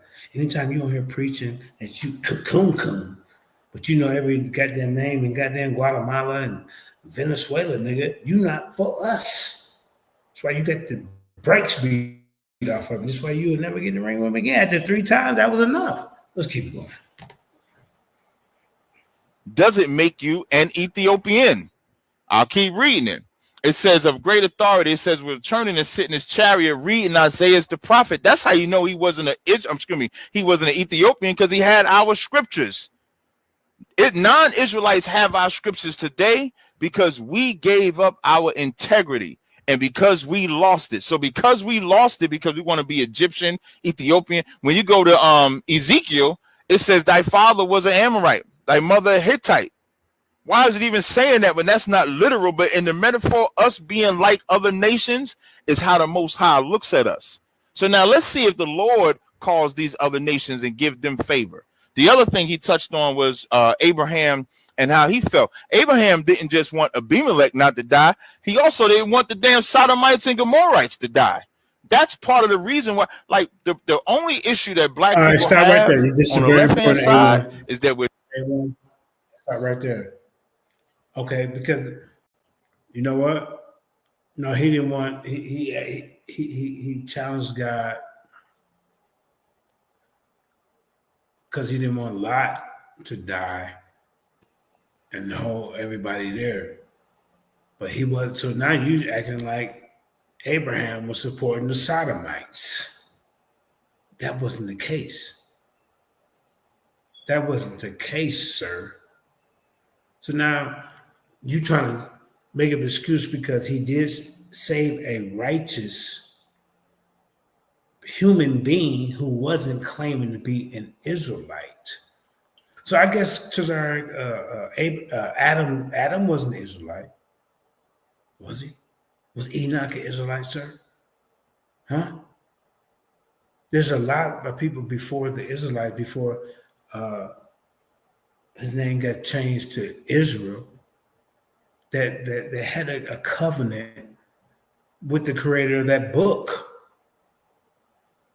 And so you know different than the KKK. You promote hatred. We're all human beings when it comes to the end of this goddamn road, nigga. And this is why guys like this, I beat up in debates. Even though I was claiming to be an Israelite at that time, he teaching it wrong. Because you can't even, how do you, they talking about you going to have slaves in the kingdom? Are you serious? When they say there'll be no pain and suffering. This is why I had to step aside and like, you know what, hey, bro, you know what? They even just put myself in that box and the main people that's out there who y'all listening to are these camps. No, I was going against them when I was claiming that because they ain't teaching it right. But now that I'm a truth seeker and a free thinker, I'm more dangerous. Let's keep it going, family. Let's keep it going. Too compassionate for other nations. So Abraham is pleading for another nation to live. Don't just do Abimelech, say Sodom and Gomorrah. He wanted them to live. And the Lord still destroyed them. Abraham wanted Ishmael to be a part of that covenant. All Ishmael got is a blessing. A blessing and a promise is two different things. I gave the same analogy. If I die and I have a will and my will is $10 million and I got two sons, and I take one son and I give him 9 million, and I take the other son and I give him a million. You tell me the one that got the million is going to feel like I loved him? He's going to feel like I hated him. And he's going to know that I love the one with 9 million. Well, in this Bible, in these records, this covenant, the covenant is what this book about. I ain't about no Edenic covenant. That's not in the scriptures. The word Edenic is not in the scripture. Even Adamic covenant is not in the scriptures. Noahic covenant is not in the scriptures. None of that, none of what he did was scriptural. It looked like he had the Bible reading the damn subtitles or notes on the side of the scriptures and then letting that be his guide instead of letting the word of the Most High be his guide. So now let's further look at some of these scriptures. So I cut that whole Isaiah garbage they talk about. So now Isaiah 40:17 says, all nations before him are as nothing, and they are counted to him less than nothing, but vanity. So if the Bible is not anti all nations, why is God saying the other nations are nothing to him? Why is he saying that? Since he want to talk about Adam, 2nd Ezra, let me highlight this one. 2nd Ezra 6:54. And after these, Adam also, whom thou madest Lord of all thy creatures, of him come we all, and the people who God have chosen, whom thou hast chosen. Why is there even a difference? You said pause it. See, when y'all see them little guys in mysterious clothing, and goddamn leather chaps and wrestling belts tied around his head, and talking about he winning, them his guys. They brainwashed. You hear me? Now I got a comedic brother up here who don't deal with the Bible. Y'all see the council duty. Who are you giving the rounds to? A1. Who are you giving the rounds to? You see, that's a difference between you and I, Tazaryach. I can reach people outside of my beliefs. I can do that. There's not one comedic that ever say you beat me in a goddamn debate, nigga. What in the Harry Potter? This is an old debate, family. You know, yeah, but yeah, these niggas dressed up like some goddamn Star Trek creatures. What's up, Mike? Hey, I got Yasha Ben Israel in the building. He coming to the goddamn Coliseum arguments, Titans Debate League. And while we're right here at this moment right here, everybody on the edge of their seat, let me go ahead and run the ad for the tournament that we have coming up. Shout out JJ, the number 16 seed in the league. In a world where ideas collide and voices rise like giants, a new arena has opened. Welcome to Titans Debate League, where articulate warriors step forward, not with fists, but with words, not with weapons, but with truth. Here, the community becomes the battleground. Open panels, real voices, the questions that keep you awake at night, the issues that shape our world. Everyone has a chance to rise, to be heard, to see if their information will reign supreme. Will you watch from the sidelines, or will you step into the arena? Subscribe now at Titans Debate League. Let's go. And you saw that $500 prize. We will be paying the winner of every debate $50. So you will get $50 for every win on your way to the finals. Spread the word at Titans Debate League on YouTube, on a TV screen somewhere in your hood right now. Shout out JJ700 in the building with this debate review. One of the most classic debates I've seen. I haven't seen this one. I'm happy you brought one that I haven't seen. Yeah, man. I probably got about 15 more you ain't seen. You know, is there a difference? It says all. Sorry about that. NA Flash TV says, I'll be damn, the pseudo WWF. Shout out NA Flash TV. Yeah, he got me with that one. That one was funny, man. The internet is undefeated, John. The internet is undefeated. Hold on. Let me address NA Flash TV.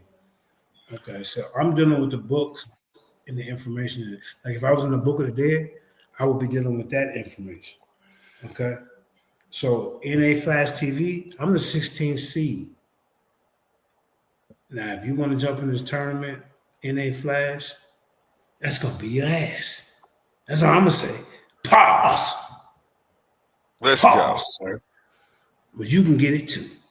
Call me a pseudo. I don't just do this, sir. I'm one of the giants in this. Shots fired. Careful. You heard me? Step in the ring. Don't just be in the audience with your pom-poms and your high heels on, shaking them. Step up and be a man and come to the plate. Let's keep going. Shout out NA Flash tuning in tonight. Shout out to the mind of Mansa Musa. See, they know. A lot of people know this new guy don't know nothing. Yeah, you can get it. You can get it too. Let's go. Of this I have spoken before thee, O Lord, because thou madest the world for our sakes.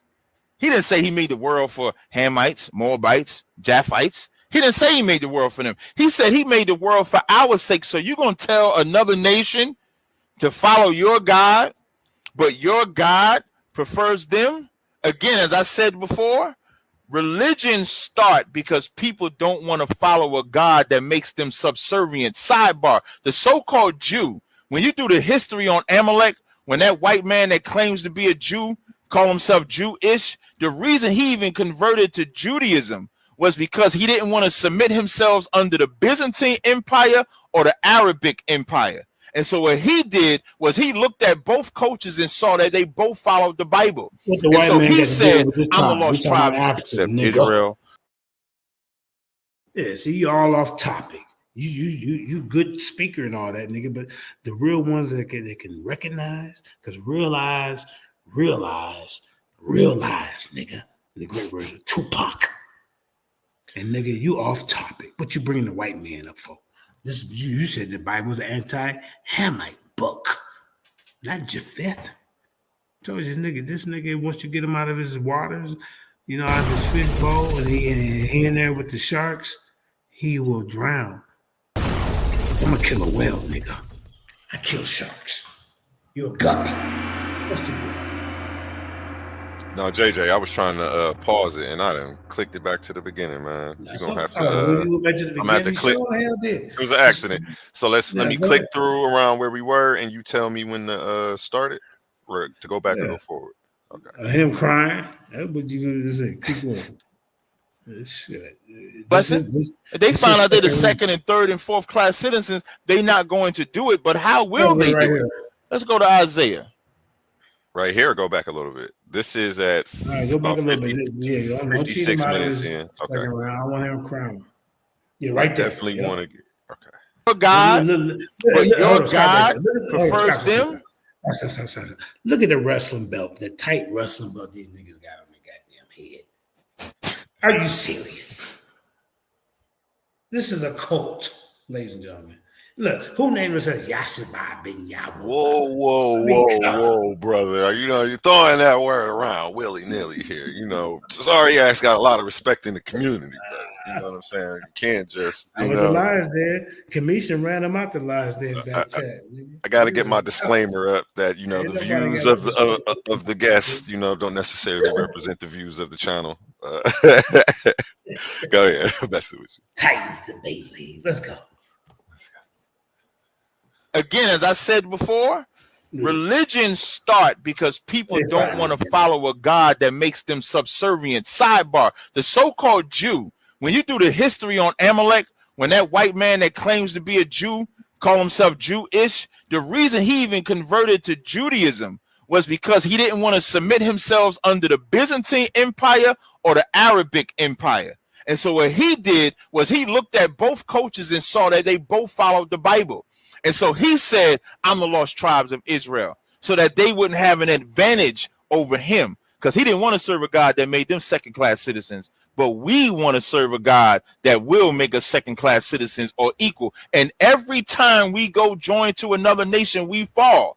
So in verse 56 in 2nd Ezra, the 6th chapter, it says, as for the other people which also come from Adam, he read the definition of Ham. Fuck Ham. He read the definition, all this Adam and Noah and all of that. This says right here, as for the other people which also come from Adam, thou hast said. The thou is talking about God. This ain't, when you're talking about the Bible, you can't show instances of our mistakes and think that means the Bible is pro-Hamite. You can't show where Solomon slept with Pharaoh and say, see, the Bible is pro-Hamite. Making who you do business with is what everybody does. Don't bring up commerce. Listen, when Solomon built the temple, he got cedars from Lebanon. What you do your business with has nothing to do with God. I got a business right now, Tazaryach and Lily's Creations, the baddest body butters and oils you'll ever find in your fucking life. But that ain't got nothing to do with the Most High at all. But let's say if it did, I would be under the rules that the Most High said, so I wouldn't be able to deal with other nations if the Most High said so. But he didn't say you couldn't do business with other nations. But he did say you can't affiliate your spirituality. He did say you can't affiliate your children to idol worship. None of that. There's feast days you're supposed to keep. They're not supposed to keep. But it says, thou hast said that they are nothing but be like unto spittle. He wouldn't even call them spit. He called them spittle, the little white shit that you get in the crevice of your mouth that you hate. That's what the Lord called the other nations. So you can't tell me that you're going to tell another nation that this book is for them, and then when they read it, they see of how much he's against them. If they got a child and they want that child to marry you, you ain't going to let that happen. You're going to say, nah, because my God. When they say why, you're going to say, because my God said I can't do it. They're going to say, I don't want to serve that God. I don't want to be with that God. And you know what? I don't want them to be with that God. Let me see if I got any more scriptures. And so in Ecclesiasticus, the 17th chapter, this is 17 and 17. For in the division of the nations of the whole earth, he set a ruler over every people. Meaning the Most High gave every nation their portion. Every nation. So he gave Hamites, Ishmael. Ishmael got 12, got a blessing. 12 princes, great nation. Well, not I wouldn't be a great nation, but not greater than Israel, but a great nation in their own right. All them other nations got their land, but Israel is the Most High's portion. Exodus 4:22 says, Israel is my son, even my firstborn. Why is even the firstborn the right way to be born? Because the firstborn is the one that get the blessing. The other nations ain't getting the blessing. If they find out they're the second and third and fourth class citizens, they're not going to do it. But how will they do it? Let's go to Isaiah. When you go to Isaiah, the 2nd chapter, it says, it shall come to pass on the last days that the mountain of the Lord house shall be established at the top of the mountains, and shall be exalted above all the hills, and all nations shall flow into it. And many people shall go and say, come, let us go to the mountain of the Lord. Sounds beautiful. Sounds like the Bible is pro. To the house of the God of Jacob, and he will teach us his ways. Verse 4, it says, and he shall judge amongst the nations and shall rebuke many people. They're not going to serve God because they want to. They're going to serve God because they're forced to, because they're going to get their ass whooped. That's why the scriptures, all throughout the scriptures, when you read, I'm going to read Isaiah 45. One second. Isaiah 45 and 15. It was Isaiah 45 and 14. Thus saith the Lord, the labor of Egypt, and the merchandise of the Ethiopia and of the Sabians, men of stature, shall come over thee, and they shall be thine. We're going to own them. They shall come up after thee in chains. They shall come over, and they shall fall down unto thee. They shall make supplication unto thee. Isaiah 14 and 1. For the Lord would have mercy on Jacob, and will yet choose Israel, and set them in their own land. And the strangers shall be joined to them, and they shall cleave to the house of Jacob. Verse 2, and the people shall take them. It don't say we're going to get down with them. When you take something, you take it by force. That's what it says. And so that's what it means. And they shall, and they shall bring them to the place, and the house of Israel shall possess them in the land of the Lord for servants and handmaids. And they shall take them captives, who captives they were. So you're going to tell a Hamite his judgment is serving us in slavery, and then you're going to tell him that God loves him? I don't know how much time I got, but what I always like to bring up is that little Hamite boy that everybody got mad at me when I wouldn't feed him at the cookout. And I put this in the back chat. Maybe I put it in the link here. In that same video that Sinetta chopped up after I said no, I wouldn't eat him, that same little Hamite boy said on camera that I'm not going to lie. If your people did that to me, I would hate you and your people forever. And you know why that little Hamite boy was able to say that? Because he's a free boy. He's not a slave boy. So he know what it means to get justice. Black people don't know that. So we can't separate from Hamites because they got skin tone like us. When God said to be separate, the word holy itself means separate. I yield the rest of my time. All righty. Let's go, Jeremiah Judah. Open up your line. This is the last round. Again, brothers and sisters, this was 2 15-minute rounds, and this is the last round for Jeremiah Judah. And immediately after that, we will go back and forth with 3 questions apiece from our debaters. Captain Tazaryach, JJ700. Brother JJ, unmute your mic. Go right ahead, bro.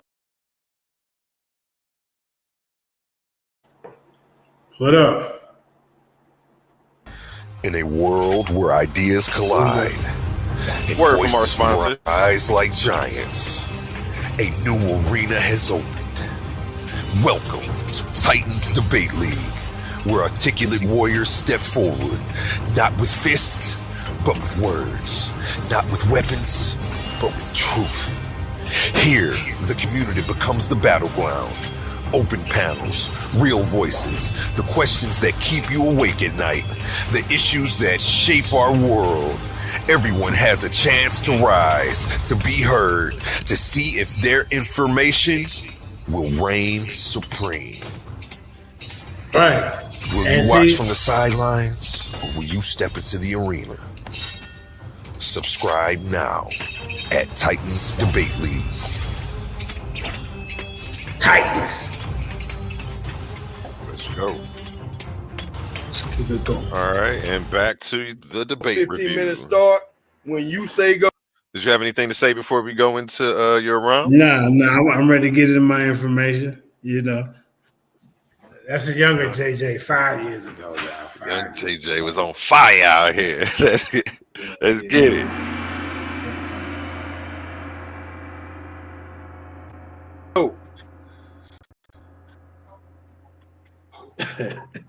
Yeah, it's funny. Hey, Yahweh Ba'Shem Yahweh Shabbat and it looked like I touched a nerve over there. That man got a little heated because FOPE in the building. You understand me? You see what I'm saying? This brother hates his black skin. He hates his blackness. He hates Africa. But when you go look at it, if you go get a genetic testing, you got 73.3% African genome running through your blood. But you hate it, don't you? That's okay. All right, let me address what he talking about. He always said this scripture, behold, the nations are a drop of a bucket and counted as a small dust in the balance. He never reads the whole thing. Behold, it takes up the hours of bring up number 9, please. Could you bring up number 9? Okay, I'm ready to bring up number 9. Go ahead. He never, number 9, please. Share my screen. But I'm gonna keep reading until you get it up. See what he does. He misquotes this scripture all the time. It has nothing to do with all these nations are up underneath his feet. Only Israel. No, as a drop of the bucket is nothing when compared to the waters or the immersed ocean. So all the nations of the world are as nothing when compared with God. With God, not Israel. So stop misquoting scripture, brother. So all the nations of the world are as nothing when compared with God, and they are counted by Him in the comparison of Him as small dust, which accidentally cleaves to the balance. You see what I'm saying? But it makes no alteration of the weight. Behold, He taketh up the hours. Those numerous and vast countries to which they went from Judea by sea. You misquoting the whole thing. You never read the whole thing. I'm tired of you doing it. Let's get back to another. Let's keep it moving, man. I just had to bring that out because you never addressed about how the Most High told Ham to be fruitful and multiply and blessed him. You never addressed how the Most High blessed the Abimelech and his people and his family. You never did that. Okay, hold on. Let me go, man. Cause this dude, man, he getting beat up now, man. Don't blame it on Black Jesus Minister. Black Jesus Minister was just bringing out what 7,000 brung out. Don't be mad, man. Just learn from it. Now let's keep it more. Let me see which one I need to go to. I'm finna beat him up some more, y'all. I'm finna beat him up. Beat him up. Oh, let me get to it. Wait a minute. Hold up. Which one is it? I need you to go to. Which one is it? Yeah, go to number 5, please. This gonna cut your head off. You know what I'm talking about? I'm gonna show you something. It said, this is the lineage of the Messiah. This is what I named this. Even though the nation of Canaan was cursed, many individuals escaped this fate through faith and others by fleeing, which showed a fear of the Most High. That they have many descendants who are clearly loved by God. Simeon had a son with a Canaanite woman. Judah married a Canaanite woman, and their descendants became the fine linen makers of Israel. You see, who made priestly garments. After his wife passed away, Judah fathered a child with Tamar, also a Canaanite woman, everybody. Rahab and her entire Canaanite family was rescued from Jericho and became part of the tribe of Judah. You understand that? Part of the tribe of Judah. All right? How about this? Christ himself was a descendant from 2 of these Canaanite women, Tamar and Rahab, which means that every king in the Davidic line and most of the tribe of Judah has a measure of Canaanite blood running through their veins, that Tazaryach hates so much. Because he loved the Mexicans and he loved all the people over there. You see? But I'm going to read this to you again. Jesus himself was a descendant from 2 of these Canaanite women, Tamar and Rahab, which means that every king in the Davidic line and most of the tribe of Judah had a measure of Canaanite blood running through their veins. Jesus showed a grace and mercy by ministering to a Canaanite woman and setting her daughter free from demonic oppression. Sorry. You hear that? He set a Canaanite woman free from demonic oppression. A Canaanite woman. You see what I'm saying, man? You're going to have to stop playing with me, bro. Jesus showed grace and mercy by ministering to a Canaanite woman and setting her free from demonic oppression. Sin was the reason that the nation of Canaanite was destroyed, not bloodline. Sin was the reason that the nation of Canaan was destroyed, not bloodline. And guess what? If the Israelites did wrong, they got it too. This is not an anti-Canaanite Hamite book. It's an anti-wickedness book because guess what? Israel got more jacked up in the Bible than anybody. We went through goddamn 4 or 5 goddamn captivities, and we got tortured, murdered, raped. 2/3 of us are supposed to be getting killed. So don't sit up here and act like it's just about Hamites. No, it's about wickedness. You gonna stop playing with me. And like I said, DNA, it ain't got nothing to do with it says sin was the reason the nation of Canaanites was destroyed, not bloodline because of their practices. DNA or skin color had nothing to do with it. The judgment was on a nation, but individuals were spared, such as Rahab's entire family. How do you get around that?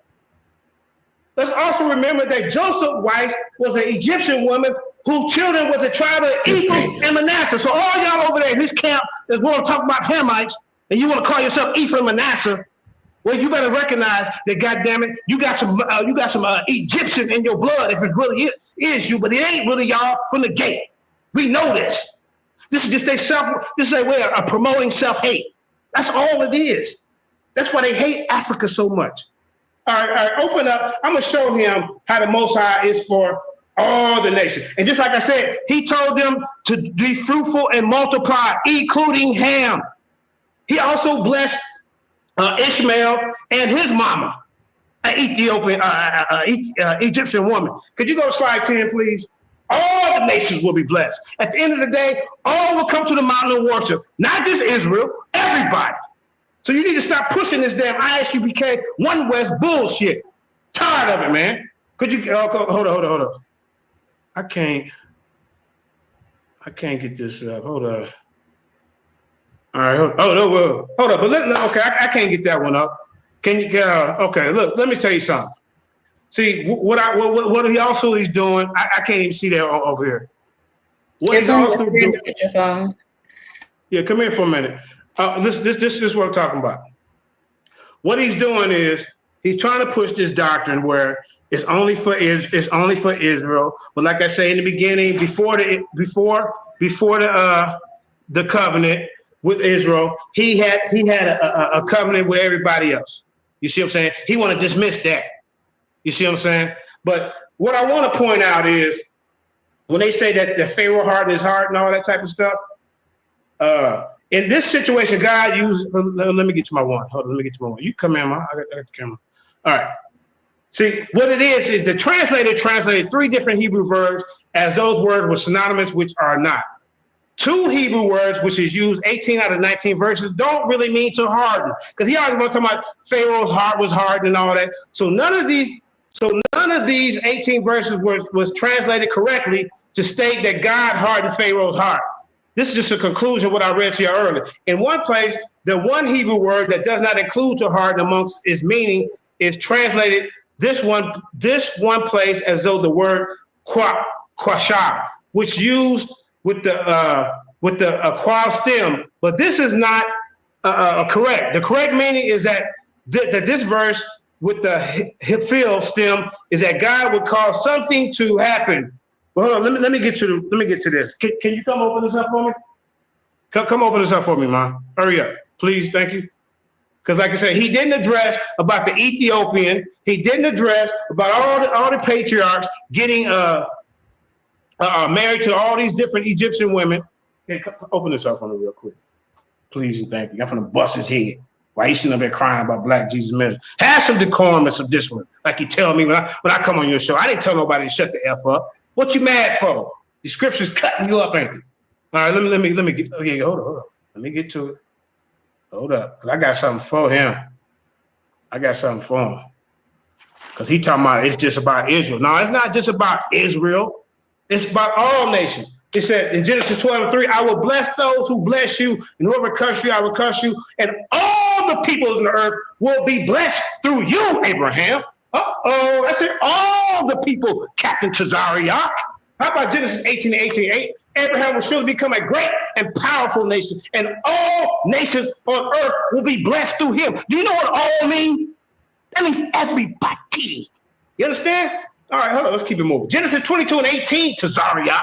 Told you don't get back in the ring with 7,000. I beat you up the first time, and now I'm going to finish you off. All through your offspring, all the nations of the earth will be blessed because you have obeyed me. That says all the nations. I'm going to go through all these scriptures and show you all the nations.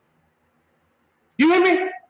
Your descendants will be like the dust of the earth. And this is Genesis 28:14. And you will spread out to the west and to the east and to the north and to the south. All peoples on earth will be blessed.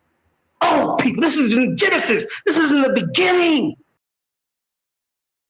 Woo! And just to let everybody know, this is the number 16 seed in the tournament right here. You better watch out. Don't let that number 16 fool you. You feel me? You better keep your head on a swivel because he's coming for that number 1 spot. Let me go ahead and let you finish, man. You was cooking, right? I could feel it through the screen. This is his full intent. You understand me? His full intent for everybody.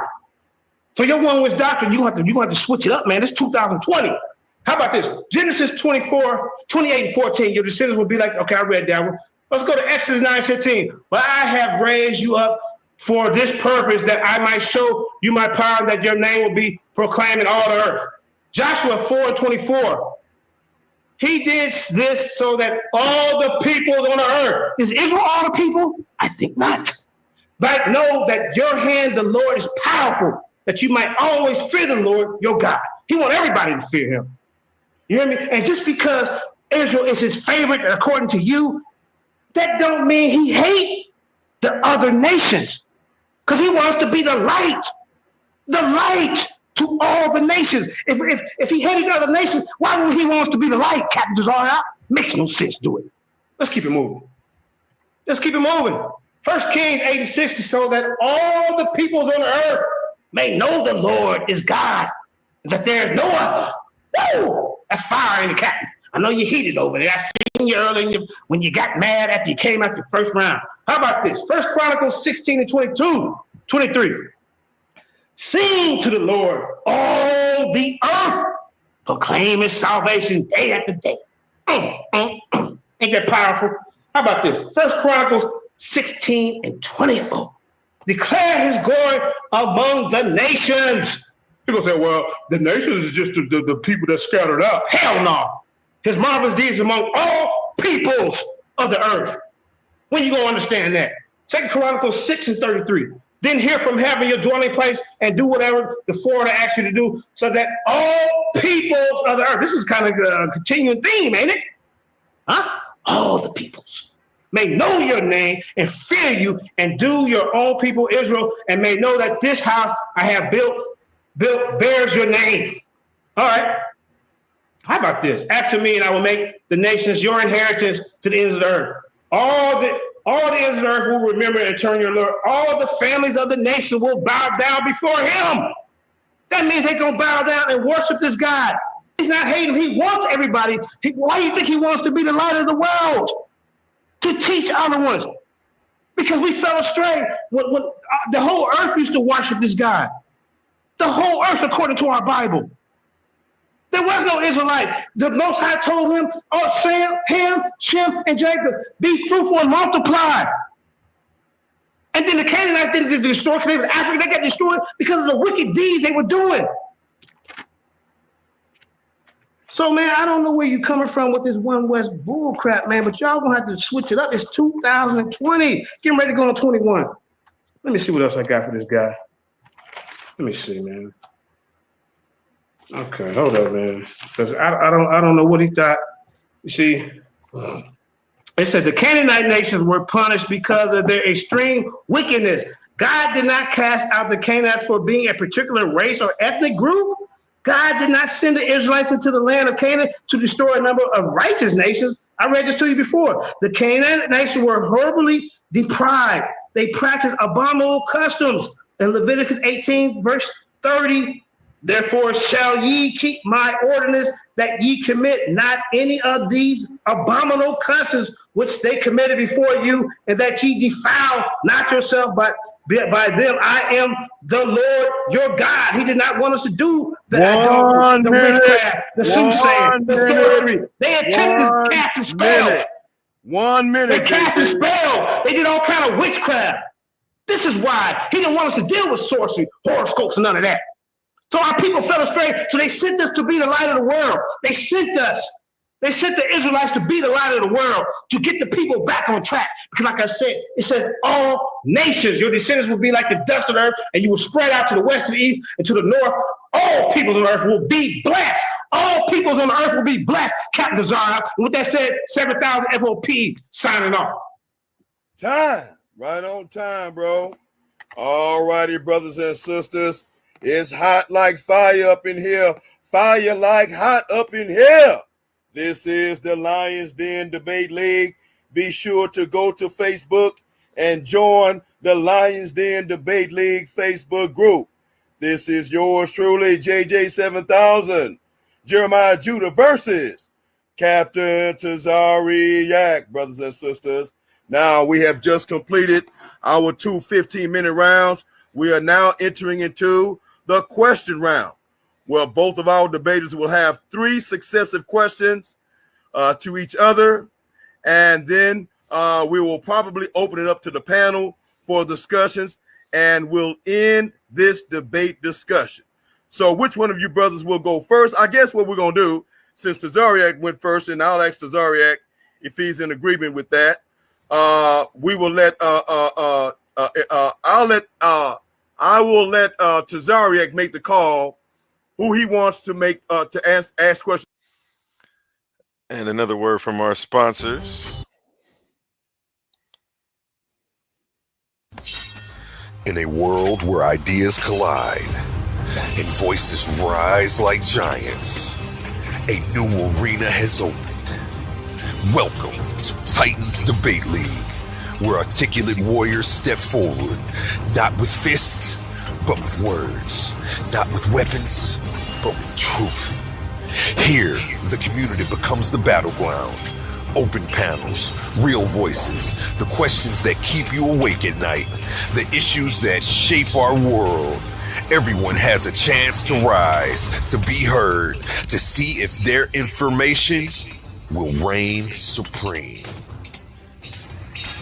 Will you watch from the sidelines, or will you step into the arena? Subscribe now at Titans Debate League.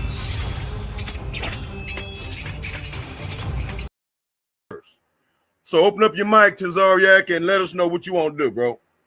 Yeah, Jeremiah, he can ask this question first. I'll come after him. All right, Jeremiah Judah, open up your mic, dear bro. You have 3 questions, and we will give each Tazaryach 2 minutes to respond to each question. All right. Hey, Black Jesus, just a quick question. Is he going to ask all 3, or he going to ask one? Oh, y'all going to go back and forth? Y'all going to go all the way through? Right. Yeah, back and forth. Okay, back and forth. That's fine. All right. Yeah. Whatever y'all want. Okay. All right, Tazaryach, when you read Genesis 18 and 18, it says, Abraham will surely become a great and powerful nation, and all nations of the earth will be blessed through him. What do you get out of that? Okay, this is Genesis 18 and 18. I'm just going to read it. Seeing that Abraham shall surely become a great and mighty nation, and all the nations of the earth shall be blessed in him. So now what I get from that is there's a difference between the blessings and the covenants. The whole intent for Abraham to get the covenant was the Lord was establishing who was going to rule this planet, like he rules the 4th dimension, or he rules his kingdom. And Israel is that nation. So as we're in charge, every nation will be blessed because they'll be listening to us. They won't be the same as us, but they will be blessed. A blessing and a promise are 2 different things. So now I have a precept to explain what I just said. So when you go to Proverbs, the 29th chapter, I'm sorry, is it 27? Bear with me 1 second. Proverbs 29 and 2 says, when the righteous are in authority, the people rejoice. Why is that important? Because if Israel was ruling, there wouldn't be no COVID. There wouldn't be no AIDS. There wouldn't be the murder rate that you see. There wouldn't be the diabetes, the high blood pressure, the eating habits that we have. The earth wouldn't be so destroyed. Wouldn't be no Christmas. Wouldn't be none of these evil practices that you see. That's how the other nations would be blessed. The other precept for that is Deuteronomy, the 4th chapter. Deuteronomy, the 4th chapter says, Deuteronomy 4 and 6 says, keep therefore and do them, for this is your wisdom and understanding. So if General Yohana and General Maharka was ruling this planet. COVID. Did you hear what he said? COVID. And no disease will be on this planet. Come on, man. You can't prove that at all, bro. What do you think about that, A1? What do you think about that? With that statement he made? You know, the Tazaryach makes some bold statements. I want to see what evidence and sources he has, you know. Yeah, and, you know. I'm not a judge on this one. He just gets around. Yeah, he's defeated already, ladies and gentlemen. That's OG Tazaryach. Maybe we can get him over here or something, you know, and you two can go at it again one day, you know. All right, let me go ahead and 16 seed. I'm coming for that title. Let's go. In the sight of the nations, which shall hear these statutes and say, surely this great nation is wise and understanding people. For what nation is there so great who have a God so nigh unto them? They know that their God is not real. Their God is not close to them. But due to our wisdom and understanding and them witnessing it, they'll know that. And so they'll be blessed when they're under our authority. That's what that means. Genesis 18:18. And if anybody listened to my first 2 rounds, I never said another nation couldn't be blessed. That's a favor. That's what a blessing is. Like he brought up when Christ healed that woman's daughter, but he ain't bringing up what he told her first. He told her first the children must first be fed. And she said, but the dogs eat the crumbs. A crumb is not pro. A crumb is anti. And when he told her that, you know what she said? Yes, Lord. She recognized she was a dog and she only eat the crumbs. That's what that means. 15 seconds. So we have children that got to be fed and the other nations get the crumbs off the table. So that's not pro. That's anti. All right, Tazaryach is coming back with his question. Prepare, JJ, prepare. Tazaryach, whenever you're ready, bro, lay it on it. Jeremiah Judah, I have a question. You mentioned in our other debate, you brought up Mel. You said pause it? No, I said watch my rebuttal game on this question.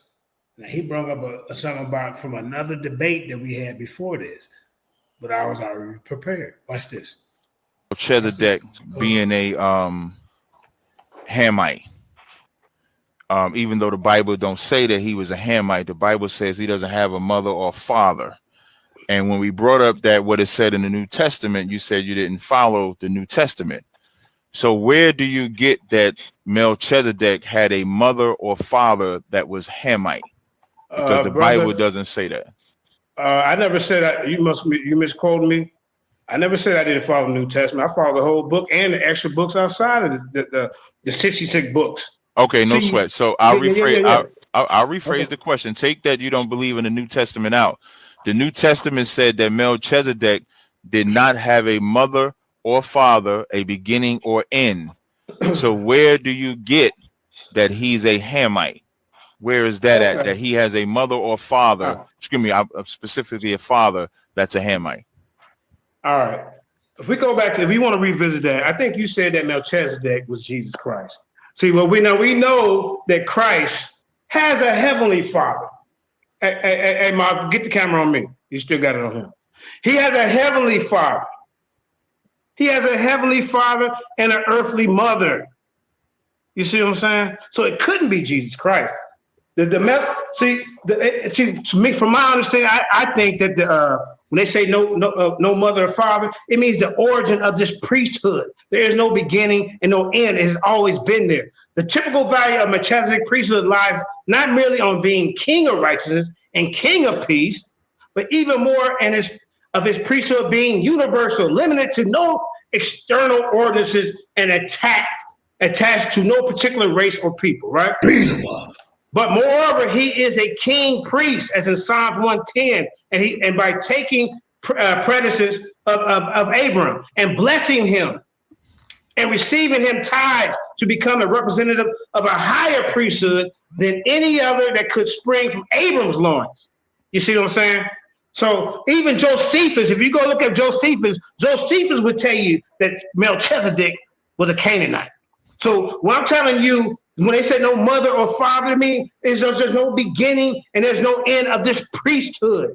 High priestly office. He is a priest as well as a king. He's a priest of the Most High God. El Elyon was a Canaanite god. So there you go again when you say that this is an anti-Hamite book, but they sent Abraham to people who had a Canaanite god, El. You see, but he don't want to acknowledge that. He don't want to acknowledge that the God, the creator of heaven and earth, who is identified according to the text in Genesis 14:22 by Abram was Yahuwah. There is no suggestion of anything evil, impure, or polluting in the worship of which Melchizedek, a native Canaanite, you hear me? A native Canaanite, Tazaryach. I know you hate Africa so much, bro, but you got it running through your veins. Accept that. And all the ones that you got in your cabinet, they talking about that they Latino, that they Israel, all them Hispanics, they got 65% European running through their blood. 15 seconds. Abraham treats him as an official representative of the true God. It was not until the age of the Maccabees that the high priest was also king. Teach. All righty. I want to let you guys know I've been giving y'all actually 2 minutes and 45 seconds. Appreciate it. Pretty much. So I want to let you guys know I've been giving both of y'all 2 minutes and 45 seconds. And I give y'all 15 seconds. That just bust your head, didn't it? What'd you say, family?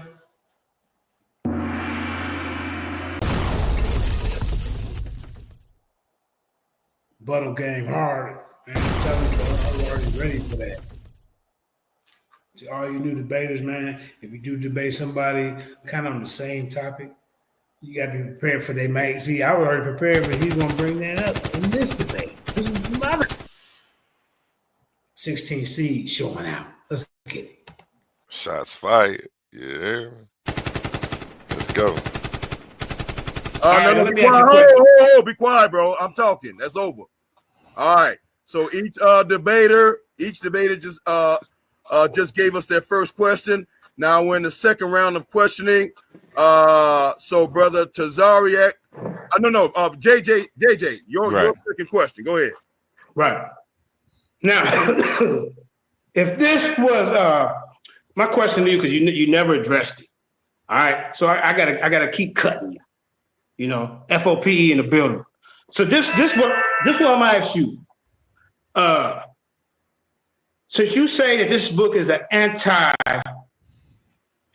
book, why in the hell would the angel of the Lord speak to Philip to go south down the road to meet an Ethiopian eunuch and baptize him and teach him the word?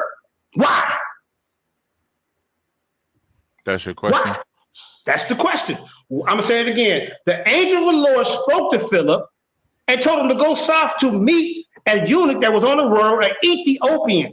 Mm-hmm. He was an Ethiopian, because most scholars, you can look it up, most scholars say that he was African. African. The same African blood that you got running through you that you hate so much.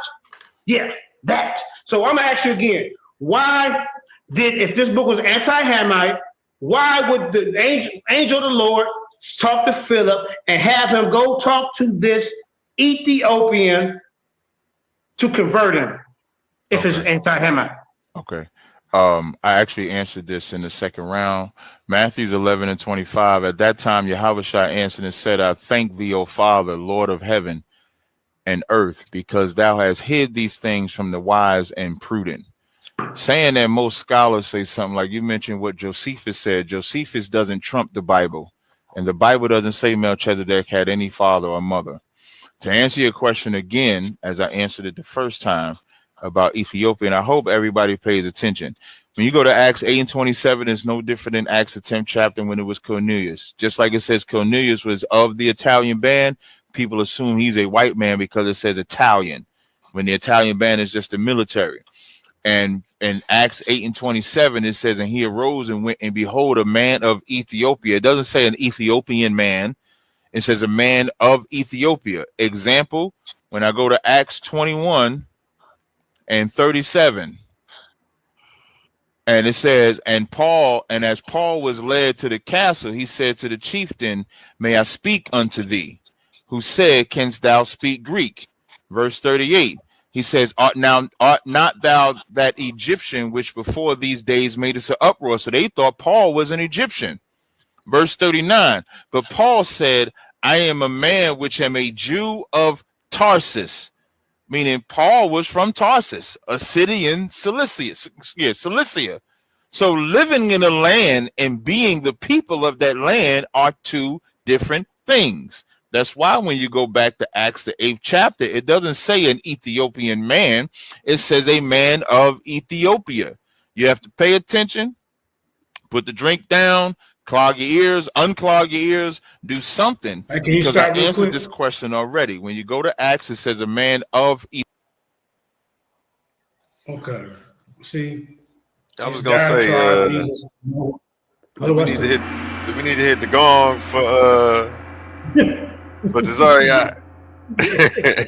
Even though he not here, I'm gonna go ahead and hold it down for you, Tazaryach. I got you back, man. I'm trying to, this is the fairest platform on the internet. You feel me? Come on, bro.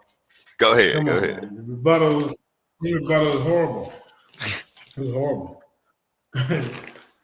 And it shows that the creator of that book, that the God of that book, the creator of that book, was dealing with other nations besides Israel. Because first of all, Abraham is not an Israelite. He got blessed. Shots fired. Melchizedek, where Abraham paid tithes to, is not an Israelite. So you can't say, well, he was or another guy you talking about, well, he's a man of Ethiopia. I mean, you're all over the place, bro. I asked you about Melchizedek, you done went to goddamn Ethiopia. And then you see in the book that God, in that book, blessed the Ethiopian man. God in that book blessed Canaanite man. God in that book was okay. He didn't have to pray. Some of the patriarchs marrying African women. You have a problem right there, sir. I've been beat you up like this. Like I said, this is an old debate. I done slapped him around 3 times. I don't even know why he's even considered a titan. Let's keep going. Ethiopia, not an Ethiopian man. Telling me what scholars say. Scholars also believe in immaculate conception. That's a lie. Scholars also believe God loves everybody. That's a lie. When you was pulling out all the Psalms, and then I'll be done answering your question. When you was pulling out all now you don't want to deal with scholars. I mean, come on, man. A1. Now he don't want to deal with scholars. Now he's trying to discredit scholars and lean on his own understanding and his own camp doctrine. This guy confused. He got beat up, I told y'all. Let's keep going. them Psalms, and you got the Psalms, the 2nd chapter. The part that you forgot was Psalms 2 and 8, when it says, ask of me, and I shall give thee the heathen for thine inheritance. That's the Lord telling David that the heathens would be our inheritance, meaning we would have them as possession, and the uttermost parts of the earth for thy possession. Their blessing is us ruling over them. I'm done. I answered this question. All righty. He really didn't answer, but go ahead. No, brother. Don't, JJ, please don't say anything, brother, until I open it up for you to ask a question, okay? All right. Now, I appreciate that. Whose turn is it to ask a question? It's my turn to all right. Ask him a question. And now, is this your second question? Yeah, this would be my second. He did his second. This would be my second. All right. Let's go. Whenever you're ready, bro. Okay, you made a point to say that salvation or the Bible is for all nations. Hebrews, the 9th chapter, in the 15th verse. I'm going to read it, and then I want you to explain how can this covenant be for all nations with this verse I'm about to read. Hebrews 9 and 15 says, and for this cause he is the mediator of the New Testament, that by means of death, for the redemption of the transgressions that were under the first testament, they which are called might receive the promise of eternal inheritance. We know only the Israelites was under the first testament. So if he's the mediator of that testament, then only the Israelites can be a part of the new one. So can you please show me, can you please explain how all nations can be saved based on Hebrews 9 and 15? Okay, let me read. Okay. So you're saying that this is why that he is one of the mediators of the new covenant between God and people, so that all who are called can receive eternal inheritance. All who are called can receive eternal inheritance. That's God not the has King James promised this. Bible, brother. That's not the scripture I read. You said Hebrews 9 and 15, bro. Right, but you're not reading the King James version. It sounds like what you read and what I read are two different things. I read Okay, Hebrew. and for this call, he is the. Why I gotta read from the King James, nigga? That was one of the stipulations. If I'm in another damn translation of it, that's my business. Come on, this dude is weak, man. These are the type of guys I've been debating the last 10, 11 years, man. The number 16 seed is ready. Anybody in this tournament. Let's keep going. Mediator of the New Testament, that by means of death, for the redemption of the transgressions that were under the first testament, they which are called might receive the promise of eternal inheritance. All right, let's read other scriptures. Let's see what other scriptures say. This is why he is the one who mediates a new covenant between God and people, so that all who are called can receive eternal inheritance. All God has promised them. For Christ died to set them free from the penalty of sins, and they had committed under the first covenant, meaning Christ has died for all the earth's sins, not just Israelites, because we are supposed to be the light of the world. We are supposed to draw people to us, bring people to us. So you need to get off that bag, that bag that you got, thinking it's just for Hebrew Israelites. Because before Hebrew Israelites, Abraham's not a Hebrew Israelite. Do he get to be saved? Do he get salvation? What about all the people that before him? So I'm telling you right now, brother, this thing here, this book, is for, if we're supposed to be the light of the world, what do that say to you? What does that say to you? That means that we're fishermen of men. We're bringing people to us. We're bringing people to us. You understand? So you need to quit with this exclusive Israelite garbage, man. It's making yourself look bad. And then this hate of Africa, I'm going to say it to you one more time. If you go take your DNA test, I guarantee you got 60 to 7% African blood genome running through you right now. You hate it, don't you? So that's my answer to that. This book, we are the fishermen of men, we are the light of the world, and we are supposed to bring everybody else to him. That's our goal. That's what we're here for. 15 seconds. Right. Now, let me ask you a question, Tazaryach. This is my third question. All right, so you done? Did you say how much time you said I had left? You had 15 seconds, but you done? Yeah, I'm done, Black Jesus. Yeah. All right, so third and final question, and then Tazaryach with his third and final question. So let's go. All right. It said that Christ himself was a descendant from two of these Canaanite men and women, Tamar and Rahab. So if Christ himself has this, when the fleshly Christ came down here and through his bloodline, he got two Canaanites, that's women that's part of his bloodline, would the Most High hate him too? Would the Most High hate? Would the Most High hate? I want to read this. No problem. This is a very easy answer. First of all, blood doesn't make you who you are. Animals got blood. Mice got blood, rats got blood, some fish have blood. Blood. Wow. Did y'all hear what he just said? He said the bloodline don't make you who you are. I thought you was a bloodline Israelite, sir. So now you just really admitted that you just a convert to the book, to the ideology, to the religion, to the spiritual belief of being an Israelite, sir. You can't prove you're an Israelite. First of all, how you gonna prove you're an Israelite when you already got rid of that damn trail? You got rid of Africa. How do you do that, sir? So ladies and gentlemen, this dude was just beaten to submission. And this was going to happen to any debater that come up against me in this goddamn tournament. Let's keep going. Doesn't make you who you are. We all got red blood or whatever color blood it is in your skin. It's the semen in a man that determines who you are. You are the seed of your father. So you should have asked probably a better or different question.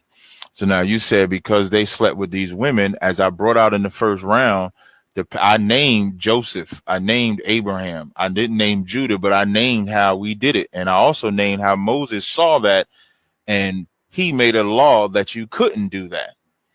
So if I had to answer you with a question on a scripture, Acts 17:30 says, at the times of this ignorance, God winked at.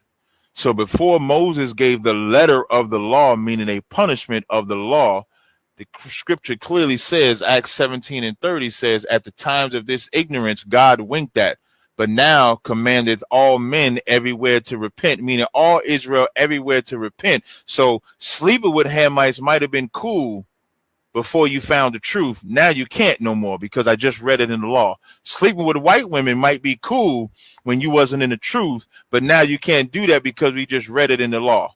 So winking at, so the Most High winking at your ignorance does not mean that it was okay.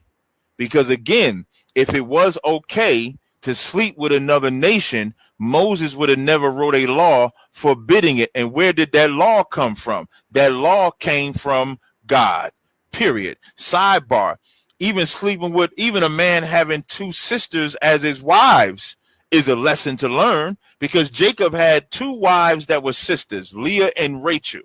And Moses saw the vexation that happened between them two. And so what did he do? He put it in law that a man can't have a wife and her sister as a wife as well. So you can show the patriarchs. It wouldn't be nothing wrong that they did, because the scripture that I read, Acts 17:30 says, at the times of this ignorance, God winked at. So when we read what Judah and them did, we don't make the mistakes. You know why? Because we have the laws of God, and the laws of God forbid us for sleeping with Hamitic women, Moabite women, Chinese, Ammonite, East Indian, whatever women you want to name. The reason we can't sleep with them is not because Tazaryach said so or because One West said so. We read it in Deuteronomy, the 7th chapter. You read it in Ezra. You read it in Nehemiah when they say, did not Solomon sin by these things? So to answer your question, no, he wouldn't be mad at him, because the scripture clearly say at that time of this ignorance, God winked at, but now commanded us all to repent, to answer your question. All righty. My goodness. That was the end of the question round, brothers and sisters, and exciting it was. No, he got one more question to ask me, Black Jesus. Oh, I'm sorry. You didn't get your third question yet? This would be my third here. Okay, I'm sorry. All right, well, let's go ahead and do that. Give you your last question. No, I appreciate it, Black G. The reason why I didn't say nothing, because I didn't really have another question. Well, if you don't have one, don't worry about it. Look, I really let the panel ask questions. But can I read you something real quick? No. I do have a question. I do have a question. If you told an Egyptian man that God loved him, and in doing so, we got to keep the Passover, and you explain to him that the Passover is about killing his ancestors' baby, is he going to believe that God loved his people, as you say? Okay. Well, I'm not an Egyptian man, so I can't speak for another man. But we must remember, since some things that you do can come back on you, and if we must, hey, sis, put the camera on 7,000. Put the camera on. See, this is what I'm talking about. Because if you must remember, they killed our babies first. You see what I'm saying? The Most High gave him 10 times to get it right. Okay, this is why the Passover happened, because the nigga was, excuse my language, the Pharaoh was hard-headed. He was hard-headed.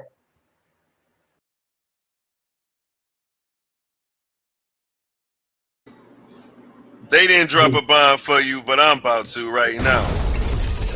You feel me? Yeah. Let's go.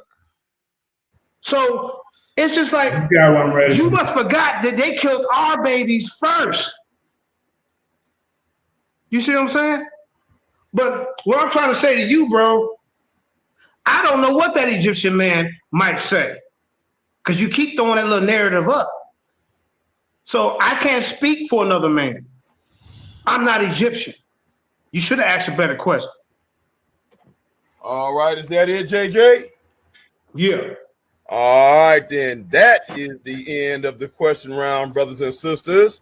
All right, we're going to open this thing up to the panel for any panel questions, and then we're going to end this great debate discussion, brothers and sisters. There are no winners and losers here tonight. This is to edify our people and hopefully in the near future to bring about a unity among our people and all black people of the nation, and ultimately the nation of Israel, brothers and sisters, because we are indeed that light unto the nations. So, Sister Carla, if you will let everybody, all the panel, come on, and we'll open up mics for anybody who has a question to any of our debaters tonight, JJ700, or for brother Captain Tazaryach. Go ahead and put everybody on the screen, dear sister. That's what I was trying to tell her. All right, go ahead. Yeah. All right. Now, to any panel members who are here listening, if you have a question for JJ or brother Tazaryach, go right ahead and open up your mic and ask away. Let's not be shy. All right, let's see. Okay. Go right ahead, bro. Let everybody know who you are and state your question. Yeah, it's D1. The African Knight. Let's see. I got a question probably for both brothers. But for Captain Tazaryach, I want to read a scripture, and I just want to see who you. Hey, Judah, mute your mic, bro. We hear you in the background. Go ahead, bro. Do you believe that the other nations can or will be saved, and what if they that's the question I want to ask you. Do you believe the other nations will and can be saved? For Captain Tazaryach. No, I do not. To be saved, meaning you got to be in danger, and you being saved from.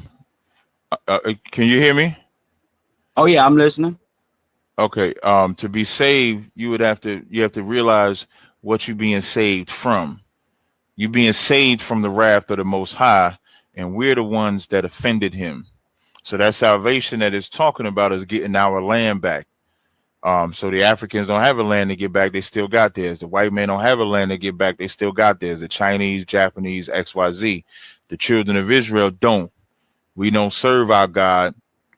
We disobey him. So that salvation that everybody think is for them is really only for the nation of Israel. The Bible is a book. Like if you grab, for example, if you grab the Book of the Dead, now I don't know what's contained in the Book of the Dead, but if you grab the Book of the Dead and every other nation started reading it, when that Book of the Dead was written, it was only written for the people that it was addressed to, which is primarily Egyptians. So the Bible is the written records of the Israelites and our interactions with other nations. But that book is not for the other nations. Salvation is not for the other nations at all. If you need scriptures, I can give you scriptures to answer that as well. But the salvation is not for them. All right, JJ, you have a counter to that question? Yeah, I have a comment. Like I said, if he didn't want us to be the light of the world, what's our point of going out and preaching and ministering to people? This is not just an Israelite thing. You yourself say that you're going to have people that's working up under the Israel. You yourself say that Israel will be above all the other nations that's going to be in his kingdom. So if these people are worthy to be in the kingdom with us, they must be doing something right, because the Most High is getting rid of the wicked ones. So I don't know what you're talking about. So if they're going to be here and destruction will not come upon them, then what's the definition that you use for the word that destruction will not come upon them? Because save and salvation is the same goddamn definition. Can I You respond? want to look it up? Let's look it up right now. Yes, sir. Yes, sir. Let's look it up. So Jeremiah, you asked the question that if they're going to be in the same place with us, that's salvation. If I'm quoting you correct, right? I said to you, you have said that you're going to have, matter of fact, you said that you're going to have slaves in your kingdom to work up under you, right? Right. I did say that, correct. Okay. So if the Most High is going to be killing off all the wickedness in this earth, and there's going to be a final paradise, a final place, a kingdom, or whatever you want to call it, how do these people make it there with us? How do they make it there? I got you. So now I'll answer that. That's why if you was paying attention to the debate we just had instead of filibustering, we got to do the ad hoc. I read Isaiah 14:2. It says, and the people shall take them and bring them to their place, and the house of Israel shall possess them in the land of the Lord. If we're in that kingdom, we can't be in the kingdom of heaven and pick the grapes out. We can't be in the kingdom of heaven and till the ground. You got to have slaves, which is what I read in Isaiah 14:2.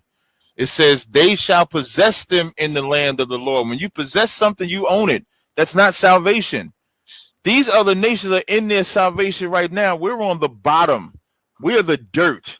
The black man has been beaten down into powder by these other nations, and they're going to get judged for that. So you're not going to tell me that when Christ returns, the white man in Russia that's running Russia right now is going to now bow down to Christ and let a black man or Israelite man rule over him. He's not going to do that. That's not salvation for him, because he was just running Russia. He was just in charge of China. He was just in charge of the country in Africa. He was just the president of the United States. And you telling me he's going to believe salvation is now serving the Israelites? He's not. That's why it says they're going to possess them and take them captives who they were. So you're going to have one people in that kingdom of heaven that's going to be in the kingdom of heaven. And then you have other people that are going to be serving those people. And that's not the kingdom of heaven. That will be hell, to answer. Right, can I respond to that? No. Oh, we're going to stop right there. We're going to open it up for another question. Is there another panel member with a question? If you are, please unmute your mic and reveal who you are. Identify yourself and introduce yourself. All right. Okay, so I guess what we're going to do is we're going to ask if there's anybody in the chat who has a question. Okay. Please ask your question. And Carla, if you see that question right along with me, you can click it and highlight it on the screen. So is there anybody in the chat? I see quite a few people chatting. If you have a question for either of our debaters, please ask your question now. If there's anybody who's on a panel who still wants to ask a question, open up your mic and ask your question. Okay, so Brother D1, did you have another question, bro? Yeah. Let me say one thing, and then I got a question for Judah. I wanted to say to Brother Captain Tazaryach that in Matthew chapter 8, I think it's like verse 11 through maybe 15, 13 or something. Can you give me the chapter you at first again? I'm sorry. You said, I know you said Matthew. I was just trying to get the chapter you in. Yeah, I just wanted to throw this out there, but I actually have a question for Judah. It says, moreover, I tell you that many will come from the east and the west to take their place at the feast in the kingdom of heaven with Abraham, Isaac, and Jacob. But those born for the kingdom will be thrown outside in the dark. So who would you say those for the kingdom is? And then I have a question for Judah. Can you give me the chapter and verse? Like when I go over, I like to address what you said. That's why when you was reading it in Matthew, I wanted to go exactly where you was at so I could break it down. I apologize. Matthew 8, 11, and 12. And my question was, who is those born for the kingdom? Well, go ahead. I got you. So now, if you notice in 11, it says, I say unto you that many shall come from the east and west and shall sit down with Abraham, Isaac, and Jacob, letting you know Abraham, Isaac, and Jacob is still a part of it. The children of the kingdom, Christ is, if you know anything about Christ when he was here, he was against the Sadducees and Pharisees consistently. The children of the kingdom wasn't talking about the paupers, so to speak, or the lower class. It's talking about the kingdom of Pharisees that were ruling and destroying the word of the Most High. Every parable he gave would be against them. So that's the children of the kingdom. You compare this with Lazarus and the rich man, where those Israelites became vagabond Jews. That's what he's talking about. So the ruling class was going to change. That's why Christ would say the children shall inherit the kingdom.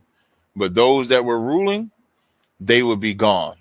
The ones that scattered and accepted, the reason why it says many shall come from the east and the west, because that's where we were scattered. That's why when you go to Matthew's the 10th chapter, the 5th verse, Christ says, go not into the way of the Gentiles and into any city of the Samaritans enter ye not, but rather go to the lost sheep of the house of Israel. So where's them Israelites going to be? Scattered throughout. So when you go to James 1:1, for example, James is servant of Most High, servant of God and our Lord, Yahweh Shah Mashiach, to the 12 tribes which are scattered abroad, greeting.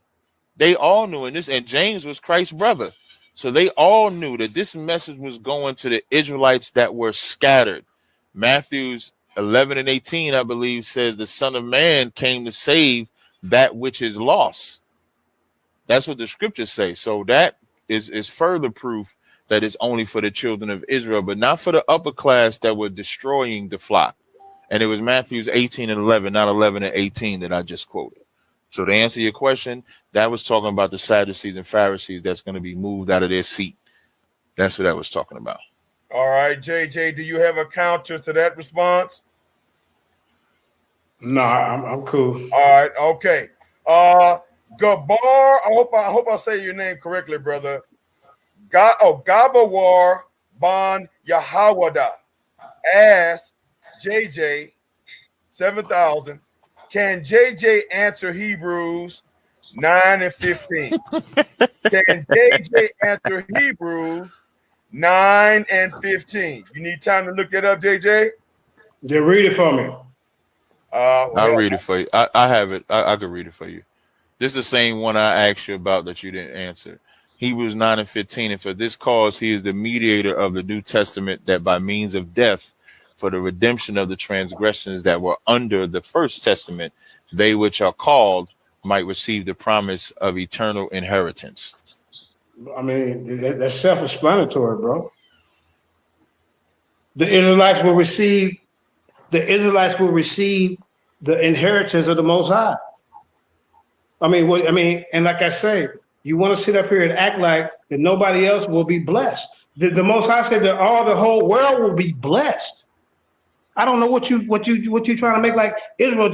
He said Egypt, Assyria, and Israel is his people. So where are you getting this? You acting like Israel is the only one that's going to be blessed. The whole world will be blessed if you receive the Most High God. So you did your little key laugh, but I didn't see nothing funny about it. You see, in this discussion, you lost your coup. 7,000 was relaxed. You see what I'm saying? You cussed out the moderator. You told him to shut the F up. You came in the house and you showed out. Because Black Jesus Minister brung out all the good points that 7,000 brung up. You see what I'm saying? And the curse of Ham, I can explain to you the curse of Ham, but you keep saying that these Hamites are cursed. That shit been over. Let me say something real quick. The records and events in which Ham disrespected his father by finding him drunk on wine, looking at him naked, and then telling his brothers about it. Shem and Japheth respectfully went to their father, entered the tent backwards, and covered him. Noah awoke and announced, "Cursed be Canaan, a servant of servants. He shall be his brothers, he should be to his brothers blessed to be the Lord thy God of Shem, and let Canaan be his servant. May God enlarge Japheth, and let him dwell in the tents of Shem, and let Canaan be his servant. And watch this. Noah saw the future and prophetically revealed that a generational curse has taken root in Ham's son Canaan. Sin has made it through the flood. Whatever rebellion, disrespect, or perversion was in Ham has corrupted his son. Over hundreds of years, the sin would grow worse and worse with each generation of Canaan's descendants. The Canaanites, they built cities. This is what the Canaanites did. They built cities. They planted orchards, and they terraced vineyards, planted fields full of crops. And then with their sin was full, their nation was driven out and destroyed, and everything that they built was given to the people of Israel. Shem's descendants, in this way, they were servants of Shem. I gave you the land on which you have not labored, and cities you have not built, and you dwell in them. You eat the fruit of vineyards and olive orchards that you did not plant. See, this already happened. In Joshua 24:13. You see what I'm saying? But you have not answered. What? Is my time up? But kind of wrap it up, though. Go ahead. I'm just saying to this guy, man, he has not proved that this book is an anti. All right. I showed that then he tried to say that the blood is not important, but then he'll run around and say, "Oh yeah, being a Hebrew Israelite is not a religion, but it's about the bloodline." Make up your mind which one you want it to be. You're very contradictory. Just like I asked you the other day, I said, if it was two of y'all, and you had to use DNA swabs and all that to declare your innocence, would you use that system? He said, yeah. So then when I showed him, I said, well, guess what? When you go take your DNA test, your genome is going to show you that you got 60 to 70% African blood in you. You can't deny it. I'll take my test and you take your test, and I guarantee you it's going to be in your blood. Put some money up that you got it in your blood. All right, we're gonna Black Jesus. Hold on. Go ahead. Hold on, bro. Hey, Black Jesus, I get to respond to that, right? No, you don't. No, you was able to respond. That's not true, guys. Hold on. Now, JJ, I'm not timing, but I can tell you kind of went just a little long. So I'm going to give you 30 more seconds to wrap it up. And then I'm going to go to Tazaryach, and I'm going to give him 2 minutes to respond. Okay. We got another question. Right. I appreciate it. Let's go. All right, here's my question to you.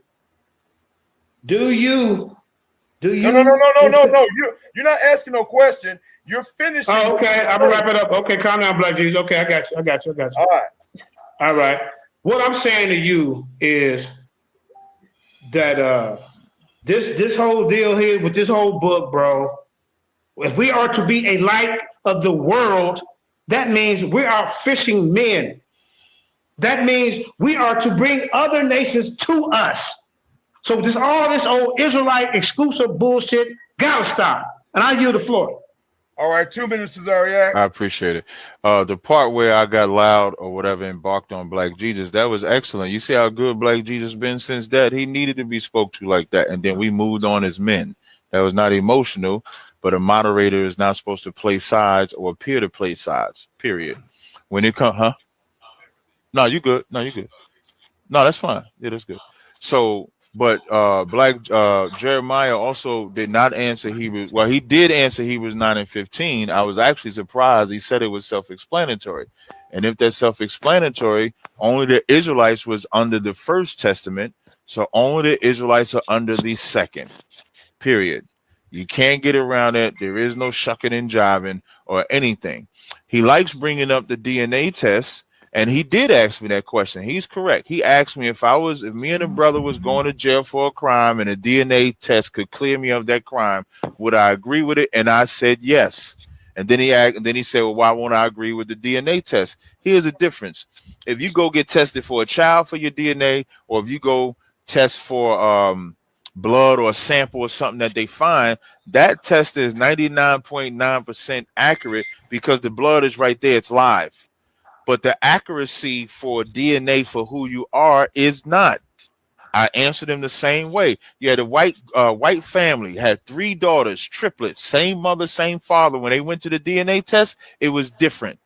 You had a black woman, CNN, it's called DNA hoax. They sent that black woman to 5 different clinics and they gave her 5 different answers about who she is, because DNA for telling you who you are is not exact. It's a sad state of affairs when a nigga will go to the white man. The white man stripped us of identity, but you think now he created a science that's going to give you your identity back. And I know Jeremiah Judah's name is Jeremiah Judah, so he believes he's an Israelite, just like I believe I'm an Israelite. You got a nation of white people that's saying they're Israelites right now. You think they're going to give up their bag and say that they not the chosen people of God? No, they not. They're going to continue the lie. So to say we got to use DNA to identify who we are, when the Lord gave us these biblical records to show who we are. The Lord gave us these biblical records to show us who we are, who we're supposed to love, who we're supposed to hate, what we're supposed to join, what we're not supposed to join. So there's nothing about this book that benefits somebody. A blessing and the promise are 2 different things. I never said for 30 seconds, Black Jesus, and I'll be done. I never said nothing. Stop it, family. That's not the title of this debate. Blessing. What did he say? What's up, Wilson Payne in the house? I see family. Wilson Payne, the OSP killer. We'll be coming over here. Hey, Wilson, we got to finish up our work. Bring it over here, man. Drag out Selah Shalom. All the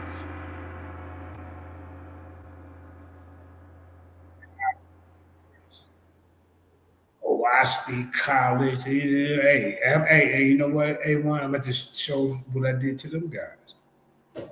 See, I got a body of work when I'm entering this tournament. So I think each contestant should at least come up here before they even enter this tournament and show the audience, their body of work or one debate. That's how you do it, bro. I mean, now if you knew, you just say you knew. The game, new Ruben, they got body of work they can show. Hidden got a couple of debates. We're gonna bring this league up right here. Real talk. But I gotta show some of my archives and what I do to niggas. Cause you could be next. Let's keep it going. Let's keep it going. About Hamites being cursed in this debate. Not one time. I never said that. Never. And then the other thing, I never said the Hamites was going to be cursed. And there was one more thing I wanted to point out besides that. I never said, well, I'll just leave it at that. I never said that the Hamites would ever be cursed. Don't say that I said that. And DNA for your ancestry is just not true. And I showed through the law that the other nations are not blessed. Getting the blessing and the promise are two.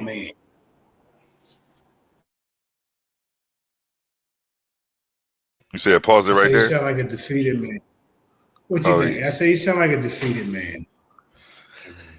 He's trying to hang in there, man. He's still swinging. I think he's still got a couple haymakers left, man. We got to see. I haven't seen this one though. Like, I'm surprised that you got one that I haven't seen. So I'm excited to see how this. You haven't seen this. I know. I'm excited to see how this closes out. Well, there's no judgment at the end. We leave it for the people to decide on. There was no judges in this. Definitely. It's all about getting the information out. He didn't prove his point. He didn't prove his point that the Bible was anti-Hamite.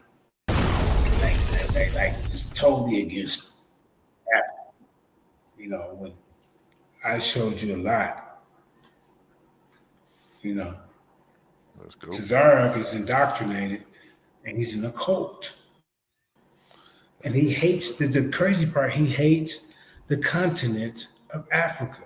You already lose 20 points right there when you show your face in the goddamn court or goddamn arena or this goddamn Coliseum with us.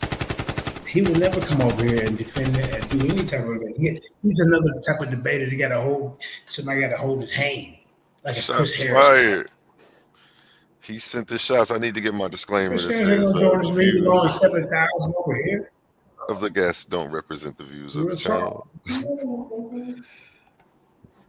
Definitely shots fired. Shout out to Tazaryach though, man. Definitely been holding it down for just as long as you, man. Who was around first? You or Tazaryach? on the scene. You must.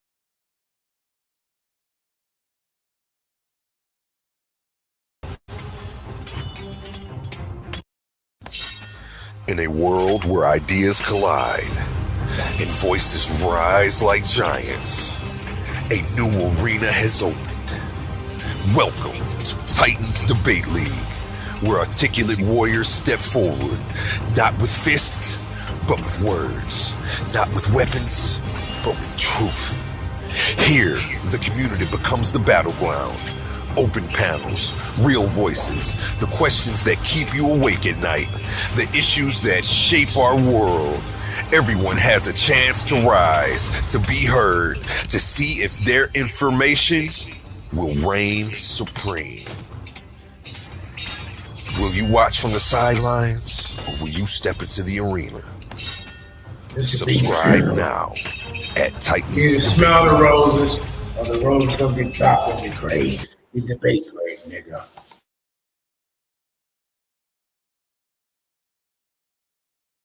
You hear what I told him?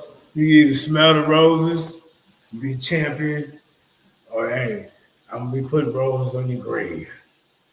Choose wisely what topic you're gonna deal with when you get in the ring with me. See?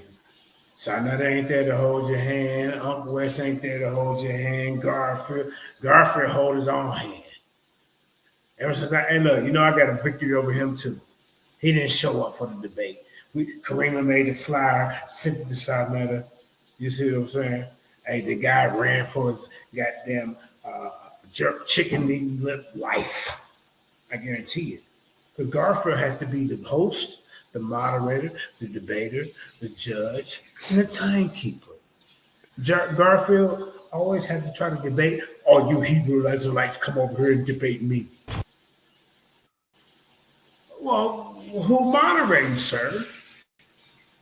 He's a joke. He's a has-been. He ain't gonna come over to this league because he's not worthy. Let's keep it going.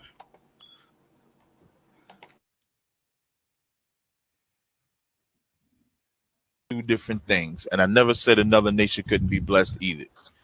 That's it. All righty. Go back to the panel screen, dear sister. I believe Takuri Dawson is on the line. Brother Takuri, do you have a question? And anybody else on the panel who has not asked a question, you can open up your mic and ask our debaters a question. Okay, yeah, I got a question for Captain Tazaryach. Hey, Captain Tazaryach, like when you say that the Bible is an anti-African book, like we don't say that the Bible ain't pro-Israel. You know, most times your whole debate thing was pretty much talking about the Bible being pro-Israel. We understand that. We just saying that the Bible don't hate Africans for being African. So why? So I have a question for you. If the Bible is an anti-African book, then why come certain of the tribes' motherline had to be traced back to an African woman? Okay, first of all, what I'm doing is removing the human element, which is very hard for people to do. I don't when I started this debate, I didn't say that the Bible was anti-Hamite. I say the Bible is anti-everybody that's not an Israelite. And you admitted, as you said, Israelites are the preferred chosen people. So there's certain rules that are in place that benefit us that don't benefit other people. And I don't know. See what I'm saying, y'all? This dude completely just got beat the hell down, man. That's how you do it. All that bravado, y'all seen him on other platform. Because he ain't ran into a competitor like me. See? I'm at the top. I done debated the Polites, the Black Jesus, the Tazaryachs. I mean, you know, Jabaris, all the ones y'all love and got posters on the wall. You know what I mean? So this is why I got to remind y'all, you know, who got the biggest balls? Who the biggest pause? I got a pause. Who the king lion? You hear me? That's me. Greatest of all time to go, the FOPE debate champion. the HOK debate champion, two-time debate champion, two-time HOK champion. Then I became the HOK GOAT. And let's not forget the people. I got all kind of accolades, bro. I ain't bragging, but I've been doing this. And then I can take off that hat and then run the debates behind the scenes and set them up and get my team to set up flyers, and promote you and all that.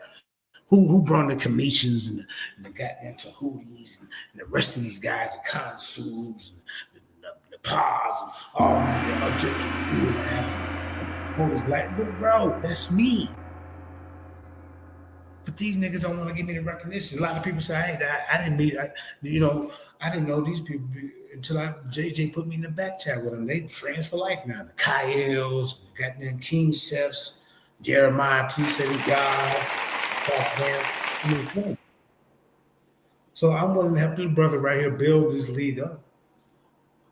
But at least can y'all come show us some quality debates that you've been in, some wars. Before y'all come trying to, knock somebody down who's really been in the wars.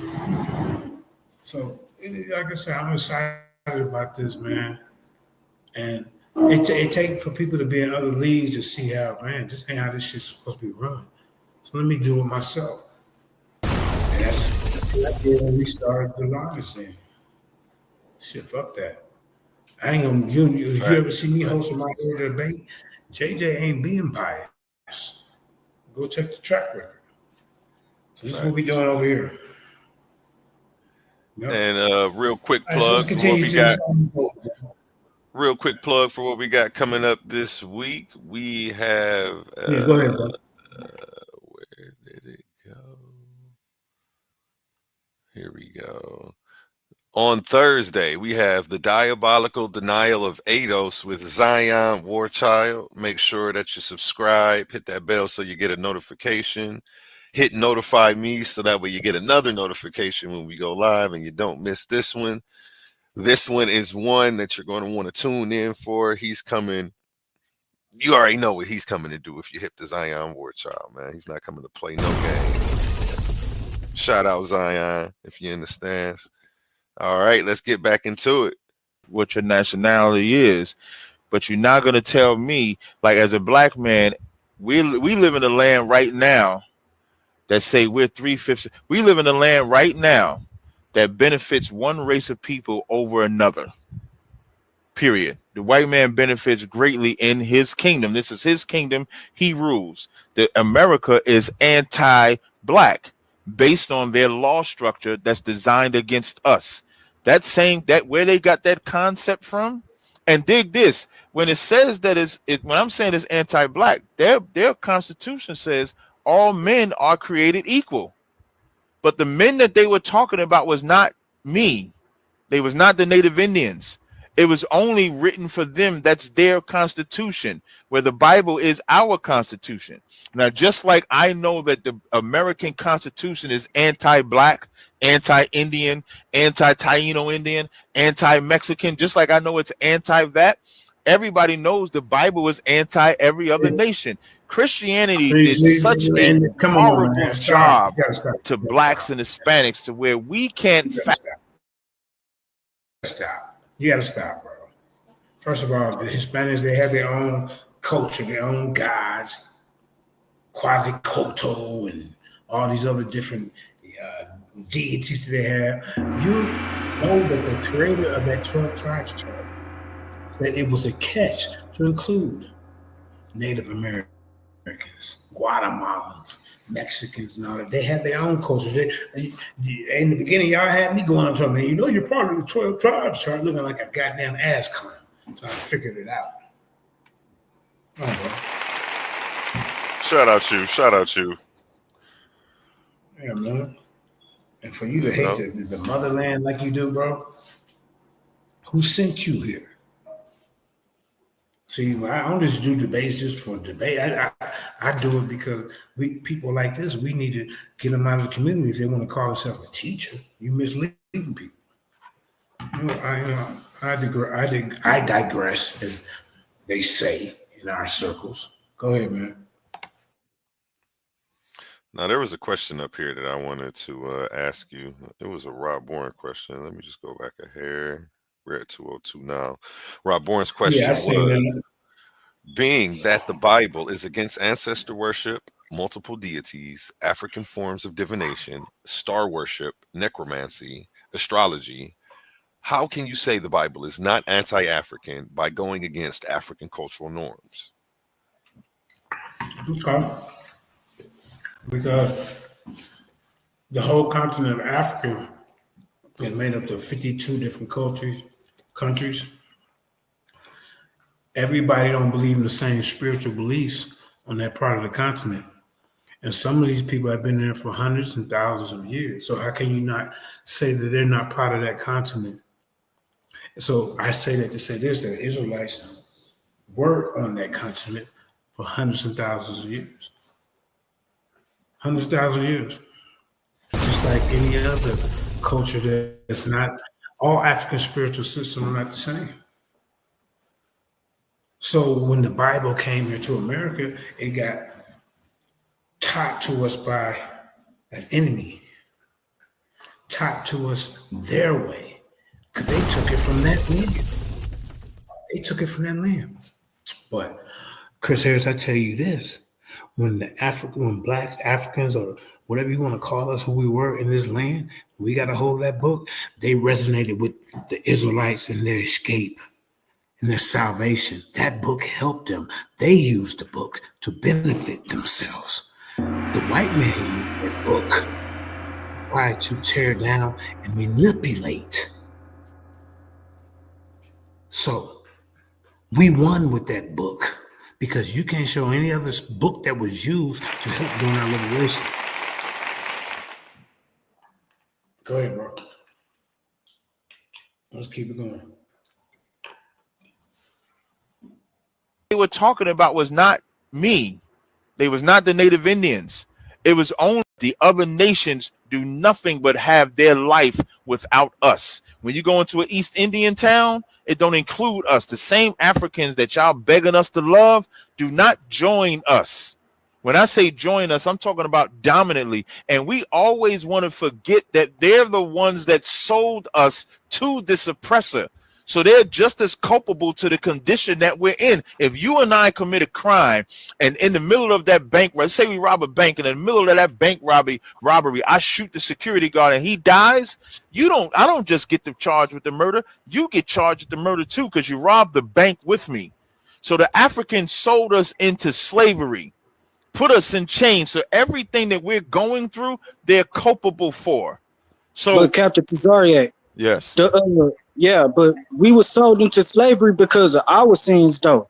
There's even scriptures in that book that says that we was the most wickedest nation on the earth. So it wasn't the Africans or the Edomites that we was enslaved because if I want to say that we was enslaved because of them, that means that we don't really have real power. We are enslaved because of ourselves. Because when you read in the curses, it ain't say if the other nations decide to rise over you and put you in chains. It's saying that if we disobey the Most High. So when we disobey the Most High, we empower other nations. And when we obey the Most High, we empower other nations. So I can't be mad at the Africans for selling us over here because we sold ourselves over here by telling the Most High we don't want the Most High. We over here because we denied the Most High for some Romans. We denied Jesus for some Romans. So we made that decision. So now I just want to respond to that with a couple of scriptures. Isaiah 47:6. I was wroth with my people.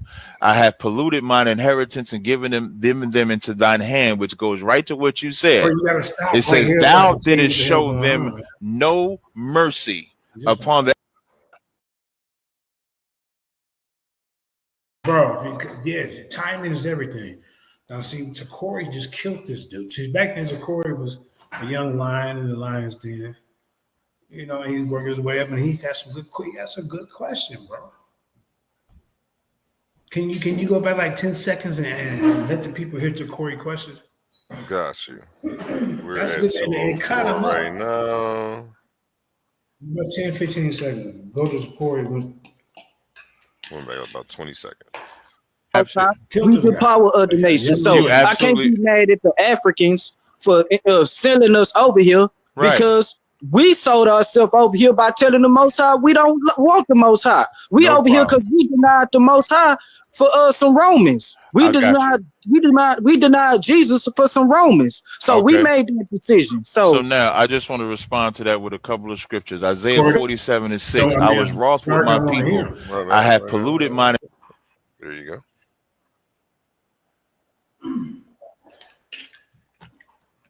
I said, Tazar, you kind of could have went back like 30 seconds. Where Corey asked me a question, and then was going in, and Tazar just kept cutting. All right, because you knew he was caught. If you just was something when you're reviewing the debate or discussing something is very important, you gotta just like hit it right there, stop. And just listen to him. According to this book. Go ahead, man. Just go back about a minute. Got you. 204 right Yeah, I hit that like, share, and subscribe, bro. Brothers and sisters.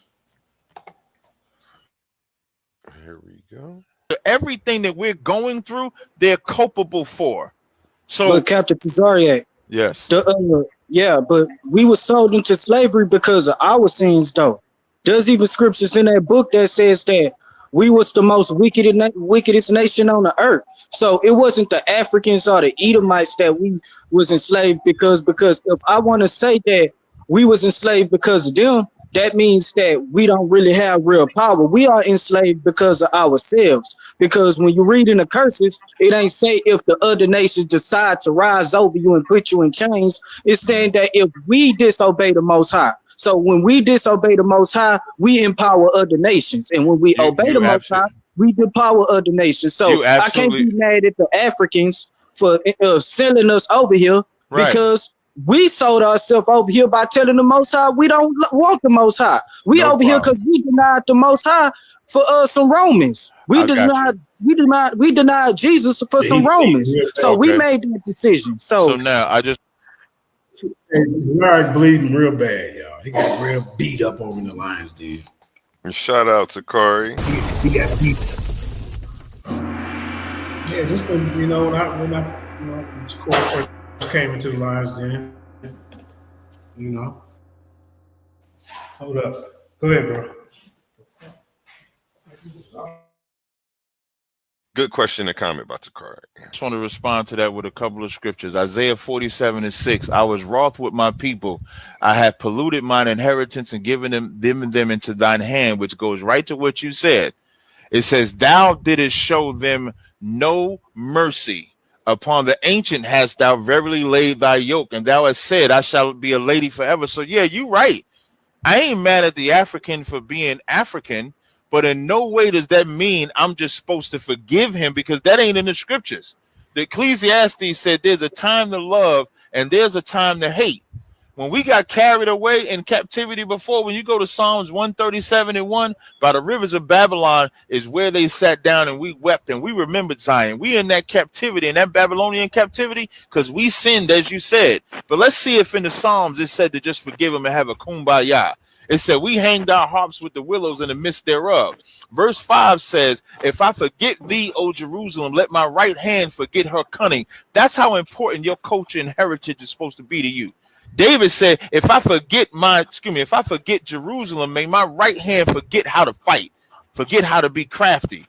Verse 7, remember, O Lord, the children of Edom in the day Jerusalem, when they said, raise it, even to the foundation thereof. The only reason the Edomites was even able to say that is because of our sin, as you said. But that does not mean that we forgive them for that. We pray to the Most High for vengeance. Verse 8, O daughter of Babylon, who ought to be destroyed. It didn't say, oh, you Hamites, we in slavery because y'all put us in slavery. We gonna forgive y'all. This said, O daughter of Babylon, who ought to be destroyed. Happy shall he be that rewarded thee as thou hast served us. Happy shall he be that taketh thy little ones and dash them against the stones. Thus saith the Lord. So you can bring up all that kumbaya. No, be quiet, bro. Be quiet. Can I respond to Corey's question? No, Jeremiah Judah get to respond. I got it. To Corey, you asked two questions, bro. So we're going. Okay. My bad. Be quiet right now. JJ, go ahead and respond. And then JJ, when you finish, I'm gonna ask a final question and maybe ask one more question. No, yeah, I'll take the fact. Yeah, that's cool, Black Jesus, because it's getting to the time. Now check this out. Now check this out, everybody. You see how he hates Africa so much about the slavery thing. You see what I'm saying? He not telling the truth that some of us in Israel sold other Israelites. He ain't gonna tell you that.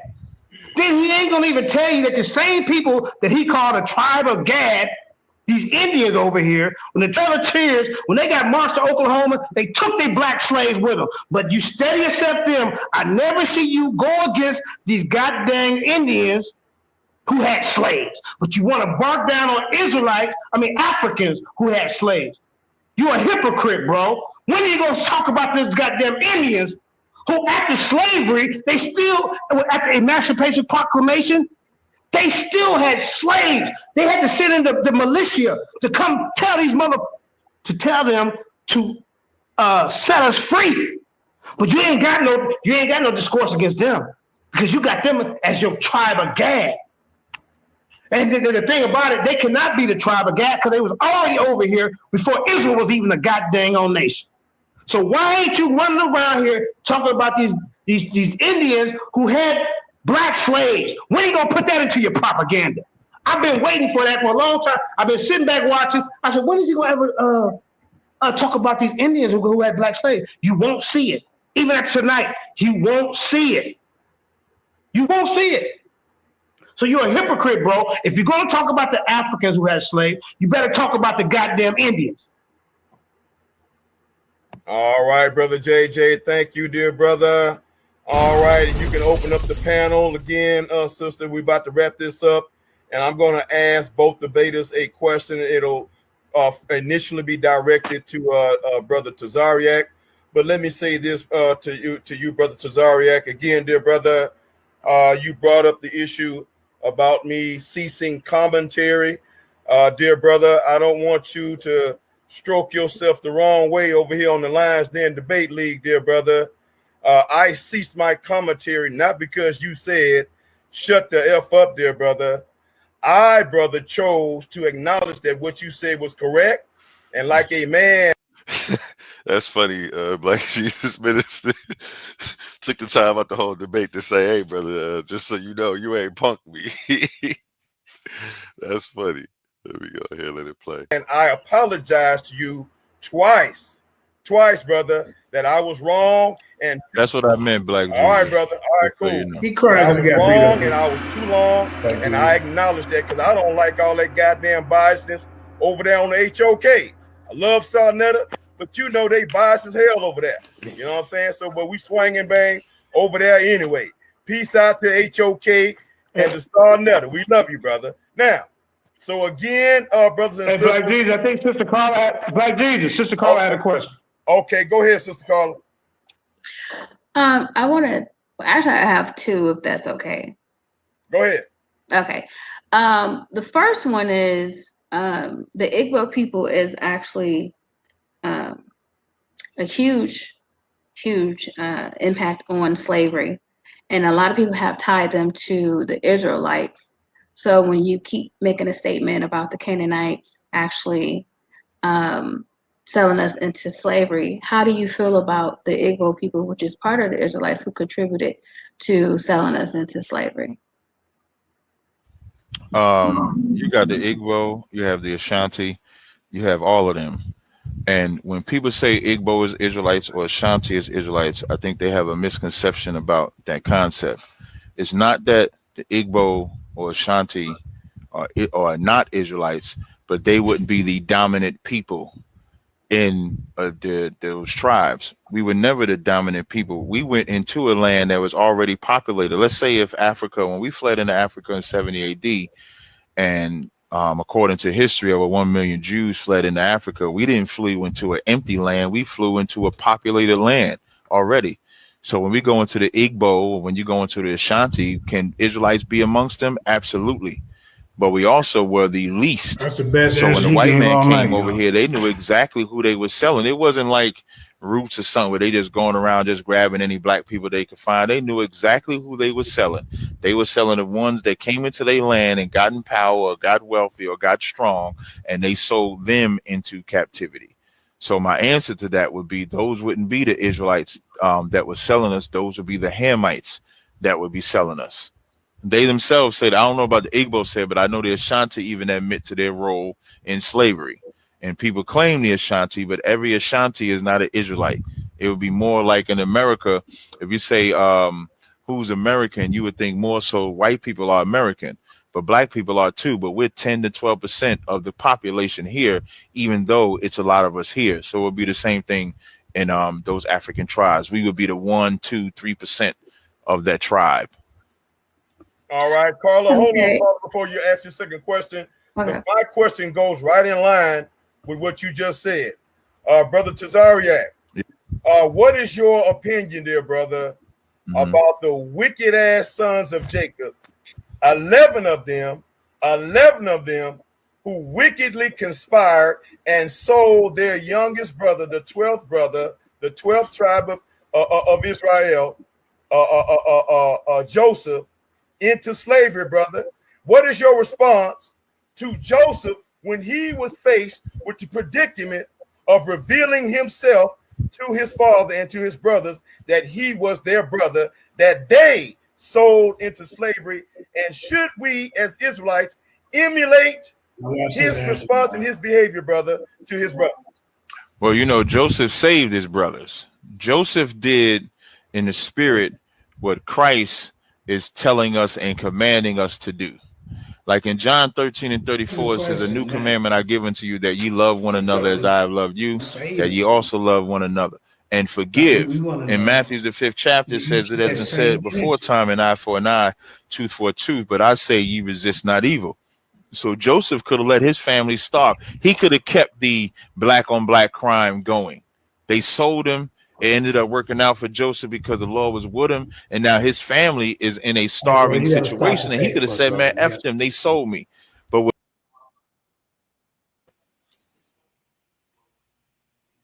y'all see, he did not answer back.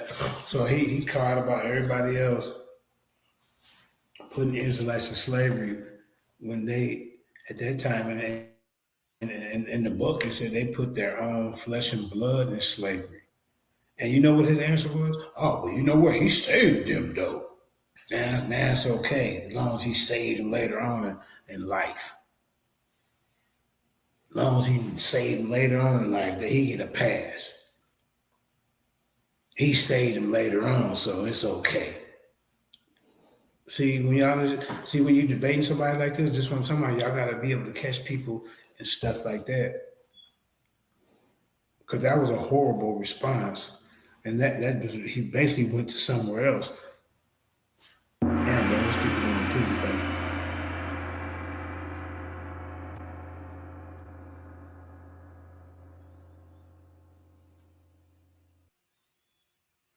what Joseph did is what every black person that can hear my voice should do, and that's forgive any brother that offended you, so that we can raise up this nation that we supposed to. Because as when Joseph forgave them, they went into Egypt, 70 souls, and came out a great.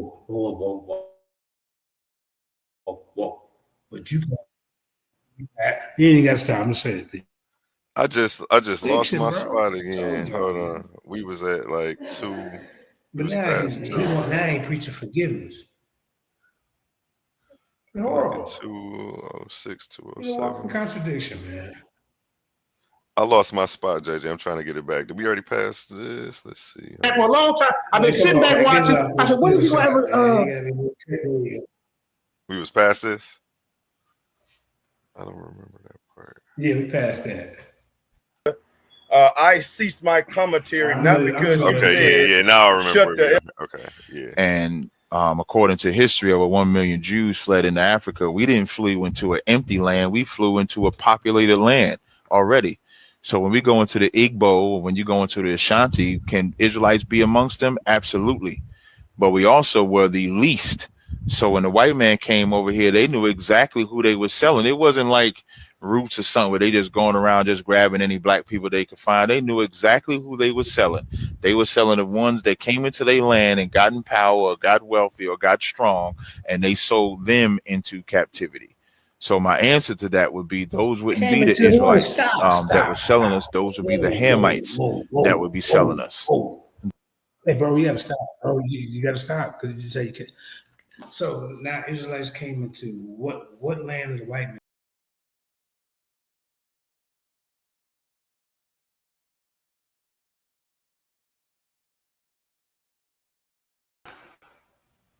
There you go. 70 AD, bro. I mean, what land did they go in? And the white man's land in 70 AD. It was in 70 AD. They came into Africa. What land did they go in, bro? This dude be making stuff up, man. This is why I always slow the video down. They knew who they was taking because they came into their land and was healthy and wealthy. What part of Israelite history you talking about? Spain and Portugal? You talking about Spain and Portugal? That's in the 1400s. We talking about before that, bro, because you said 70 AD. Sir. Went into Africa. So, but now they mad at him. They knew who they was taking. You see how you catch him up, A1? This how you do it, I see you working. I see you working. Oh, man. Let's keep going. They themselves said, I don't know about the Igbo said, but I know the Ashanti even admit to their role in slavery. And people claim the Ashanti, but every Ashanti is not an Israelite. It would be more like in America, if you say who's American, you would think more so white people are American, but black people are too. But we're 10 to 12% of the population here, even though it's a lot of us here. So it would be the same thing in those African tribes. We would be the 1, 2, 3% of that tribe. All right, Carla, hold on, Carla, before you ask your second question, because my question goes right in line with what you just said. Brother Tazaryach, what is your opinion there, brother, about the wicked ass sons of Jacob? 11 of them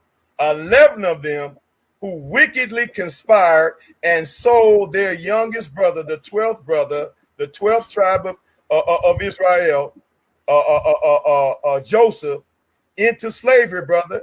What is your response to Joseph when he was faced with the predicament of revealing himself to his father and to his brothers that he was their brother, that they sold into slavery? And should we as Israelites emulate his response and his behavior, brother, to his brothers?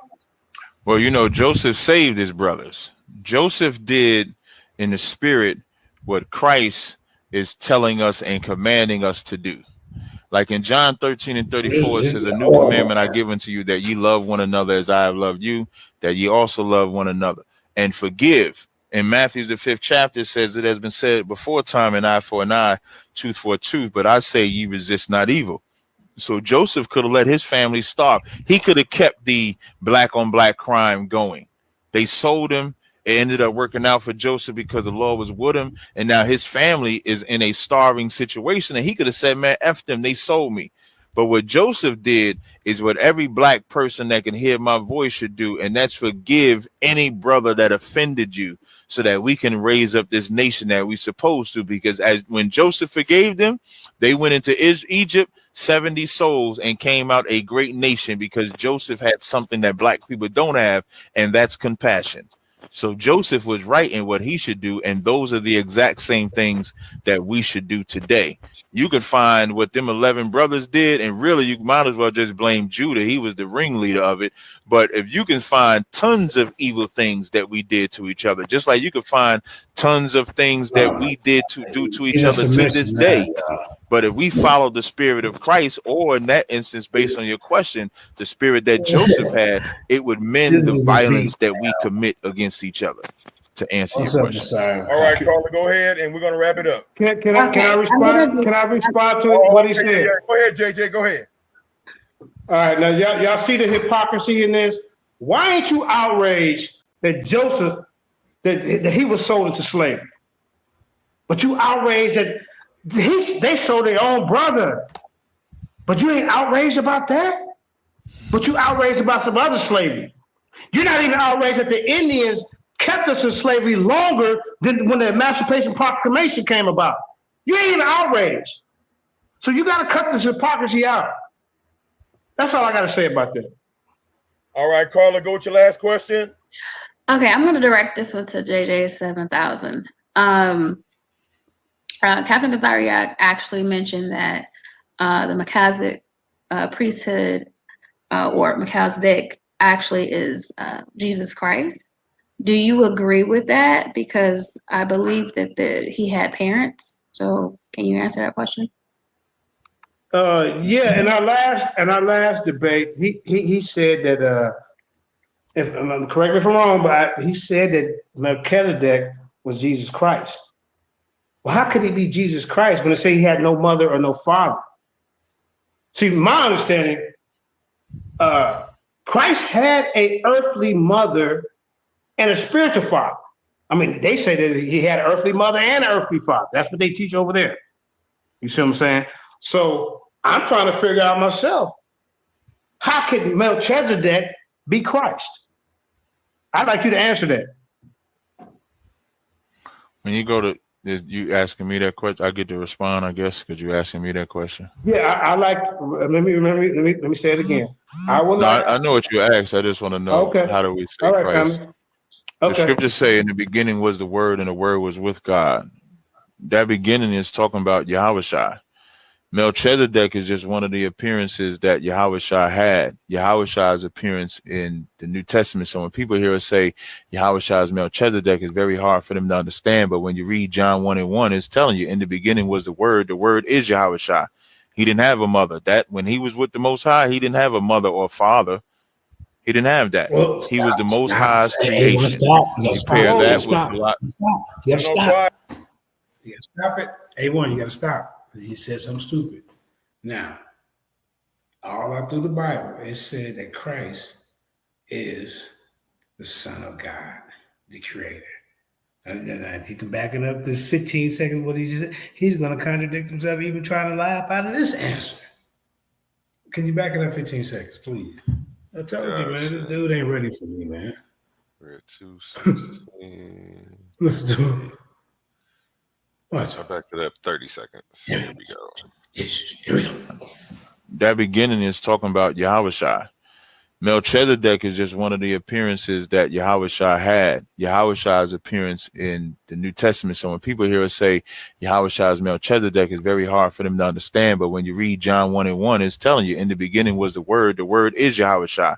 He didn't have a mother. That when he was with the Most High, he didn't have a mother or father. He didn't have that.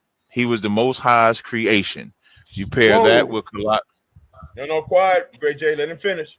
Did you hear what he just said, though? No, be quiet. Let him finish. Hold up. Okay, Blanches. You got to get all animated. I've been very respectful through this whole conversation.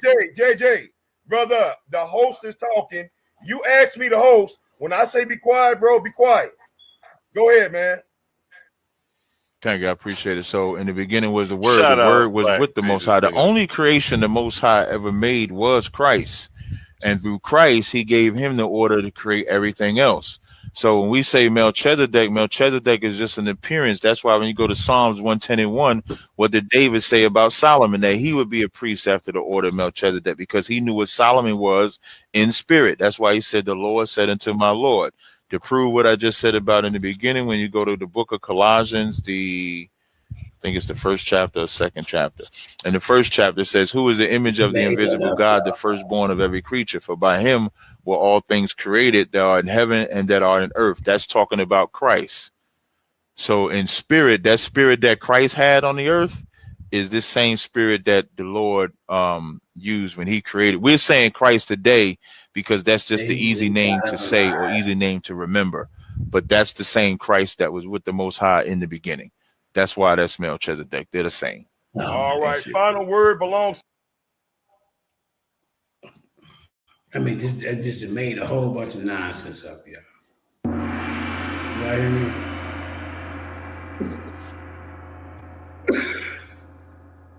This is what happens when you get in the ring with me, man. I'm telling you, man. You cats better be ready. I'm back. Let's keep going.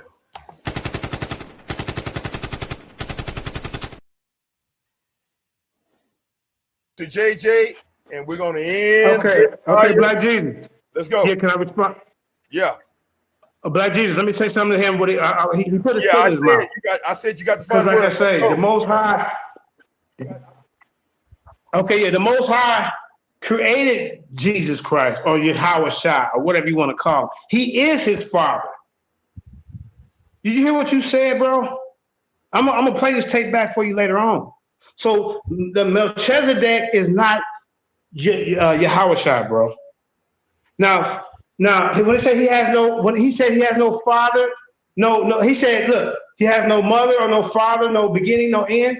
But then you come out and say, oh well, he was there first with the Most High because the Most High created him. If the Most High created him, he would be his father. What are you talking about? You got to listen to what you say. I catch you every time. That makes no sense. How does that make sense? Listen to what you just said, bro. Listen to what you just said. You said that Christ has no mother or has no father. He was there in the beginning. Who created him? The spiritual father, the Most High created him. He is his father. So that cannot be Melchizedek because it says Melchizedek has no mother or father, and Melchizedek is the order. It's the priesthood. That's what it is. There's no beginning and there's no end to that. It's always been here. Let's wrap it up, bro. All right, we wrapping it up. That is, brothers and sisters. That it is. Hey, thanks for coming through, family. Is the Bible an anti-Hamite debate discussion part 2 is done. I want to thank both debaters, JJ700, Jeremiah Judah, and Captain Tazaryach for participating in this discussion. And we have been edified. I thank both of you brothers and all of the panel. Yeah. So, like I said, man, we want to try to bring them type of high energy, high level debates to this tournament, man. Don't be scared to, go out and prove your point. Don't take it personal. There is no hand holding over here in the Coliseum of arguments. The Titan Debate League. We ain't doing that. So you have to be 100 with it. There's no advantages. There's no hidden person that might be your buddy is making decisions. None of that. This is what we expecting. Real quality, real respectful debates, and discussions also will be over here as well. So that being said, I hope y'all enjoy one of my classes. I got so many of them. It'll blow your wig back. You hear me? Go ahead, everyone. Appreciate you coming through, man, and blessing us with one from the crates, man. This is one I haven't seen. I've heard Tazaryach touch on a lot of those points before in the past. I'm not sure if he still has the same stance on everything, but it was nice to see this one. This was definitely one for the history books. You definitely did your thing on that. And appreciate the ladies and gentlemen in the crowd. And ladies and gentlemen, when sparks fly, when arguments collide in the squared circle of ideas, you just witnessed Mandinka Mali, the number 16 seed, with the brain of a chess grandmaster and the wit of a late night comic, turning sources into suplexes and citations into smackdown. Shout out you, man. We need to get Can I end with a classic though? It's like a 3-minute classic. Yeah, you got another song? Go ahead, play one more, and then we're gonna end with one from Hemi. Yeah, before we do that though, let's go to a word from our sponsors again. Let everybody know what's going on. You want to go ahead and let them know after the ad? In a world where ideas collide and voices rise like giants, a new arena has opened. Welcome to Titans Debate League, where articulate warriors step forward, not with fists, but with words, not with weapons, but with truth. Here, the community becomes the battleground. Open panels, real voices, the questions that keep you awake at night, the issues that shape our world. Everyone has a chance to rise, to be heard, to see if their information will reign supreme. Will you watch from the sidelines, or will you step into the arena? Subscribe now at Titans Debate League. Yes, subscribe now. Smash that bell so you get a notification every time we go live. And this Thursday, we have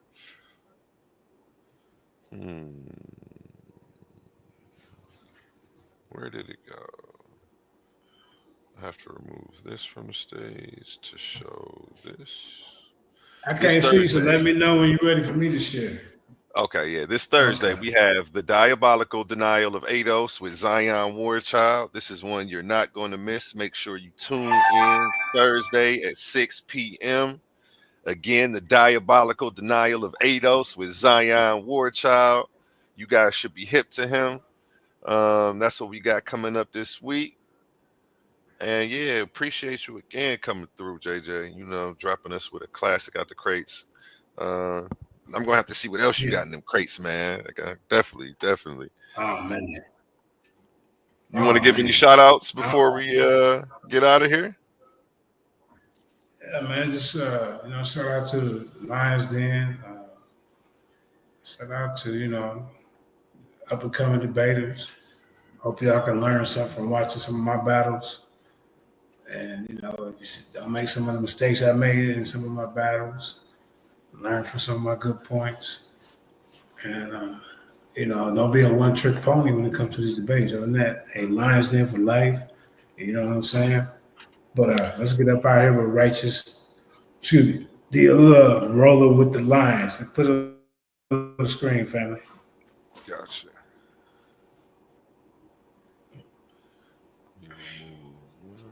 Let me know because I can't see.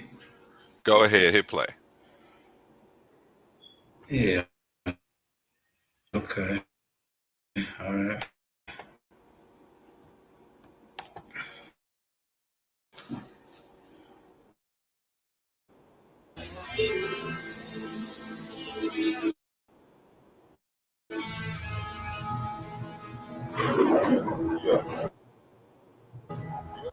I roll with these lines, no bags, boy.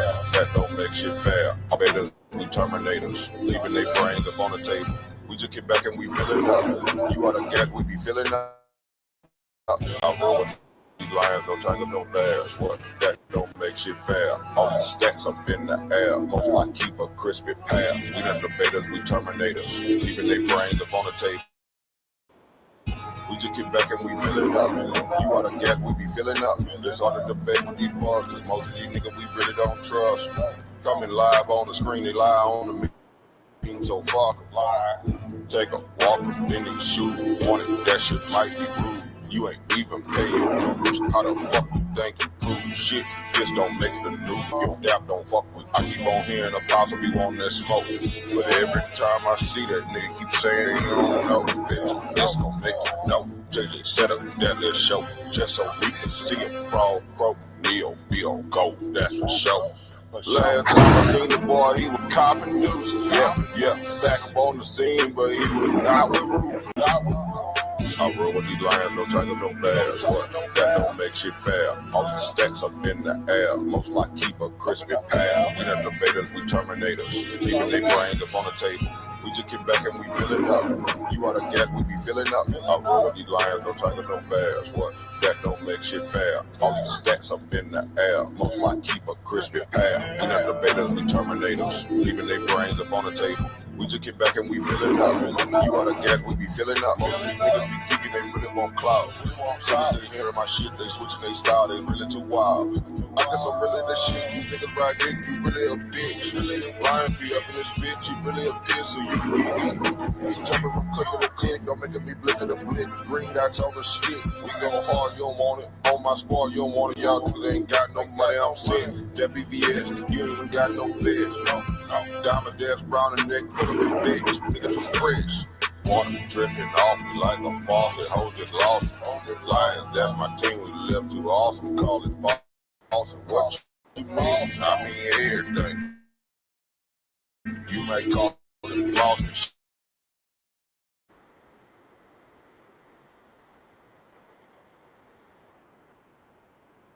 Don't make shit fair. All these stacks up in the air. Most like keep a crispy pair. We not debaters, we terminators. Leaving their brains up on the table.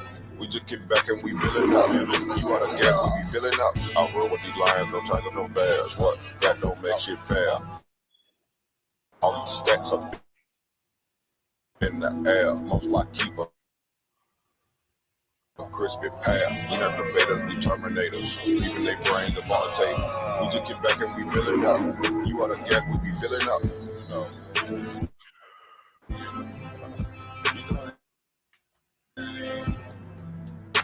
Oh, in the 2023. We got to do it like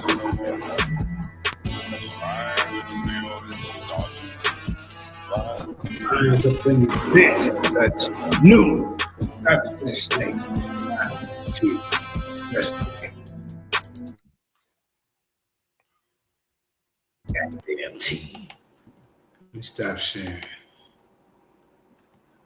That's us. Okay, The that was Lions harsh. in the building. 10 years. This is our 10th year anniversary, bro. Congratulations. Shout out Neo Lions Love. in the Shout out building, Neo Love, man. We ready. We got one more. We got one more by Hemi. Shout out 713 Hemi. He paid for some ad space at the end. We do have ad space available. That's just what it is, man. Thank you for sharing that. Oh, no doubt. Yeah, To we the do have tournament, ads. helping you even get your league going. You know what I'm saying? A lot of insight. Let's get it. If anybody wants to support the channel, you can buy I ad just want to space. saw him and Neil. And you can donate to I think so. Cash App at Titans Debate League.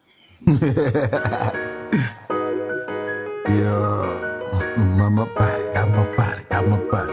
Look, Galatians 5:25. If we live in the spirit, let us also walk in the spirit. Know what I'm talking about? I ain't moving off hype, I'm moving off him. I'm a body, but I'm locked in. Let go. My body filled up, I ain't lacking. Holy Spirit sleep, had me dancing and attacking. Devil in the way, then you know we get to clapping. Ephesians 6, so the whole squad packing. I'm on my body, I be walking in the flames. Isaiah 54, ain't no weapon got a name. Moving in the spirit, I ain't worried about the shame. Covered in the blood, I be stepping unashamed. I be stepping like David, got the praise in my feet. Had to get Goliath, trying to whisper in my sleep. Every move, holy led, I don't dance all deep. I be shouting in the spirit while I slide on the seat. On like Paul, when I pop out, I'm protected. Tried to flex and flesh, had to learn I was rejected. Now I'm spirit checked, I ain't moved by affection. Lieutenant 19, not your surface with no question. I was down bad, now I'm up in my zone. Took the devil's lies, turned them all into poems. I'm out in my body, but I'm right where I belong. Shouting hallelujah with the squad to the throne. I find my body filled up, I ain't lacking. Holy Spirit sleep, had me dancing and attacking. Devil in the way, then you know we get to clapping. Ephesians 6, so the whole squad packing. I'm on my body, I be walking in the flames. Isaiah 54, ain't no weapon got a name. Moving in the spirit, I ain't worried about the shame. Covered in the blood, I be stepping unashamed. Pressure cut the diamonds on my wrist. Pressure cut the diamonds on my gift. Yeah, pressure turn me up into a pit. Pressure turn me down so you can turn up. And when you turn up, they all gon' burn up. Lord, you said that my parents was gon' be here. Lord, you said what I proclaimed and it's gon' be clear. I don't know what they mean when they try to team. We get to dumping like some fiends. Will you move a sling? Bible told her, big body floater. Let your light shine everywhere I go to. Let your light blind everyone who go to dark places. Let them see their own faces in them crawl spaces. I keep it way too much OG, my nigga. Tell me, how do you consider it's gon' be, my nigga? Ain't gon' go down that way, Yahweh, or no way, Yahweh, or no way, no way. My body filled up, I ain't lacking. Holy Spirit slid, had me dancing and attacking. Devil in the way, then you know we get to clapping. Ephesians 6, so the whole squad packing. I'm on my body, I be walking in the flames. Isaiah 54, ain't no weapon got a name. Moving in the spirit, I ain't worried about the shame. Covered in the blood, I be stepping on the shame. All right, y'all. Everybody have a good week. Appreciate y'all for tuning in. Love y'all. We out.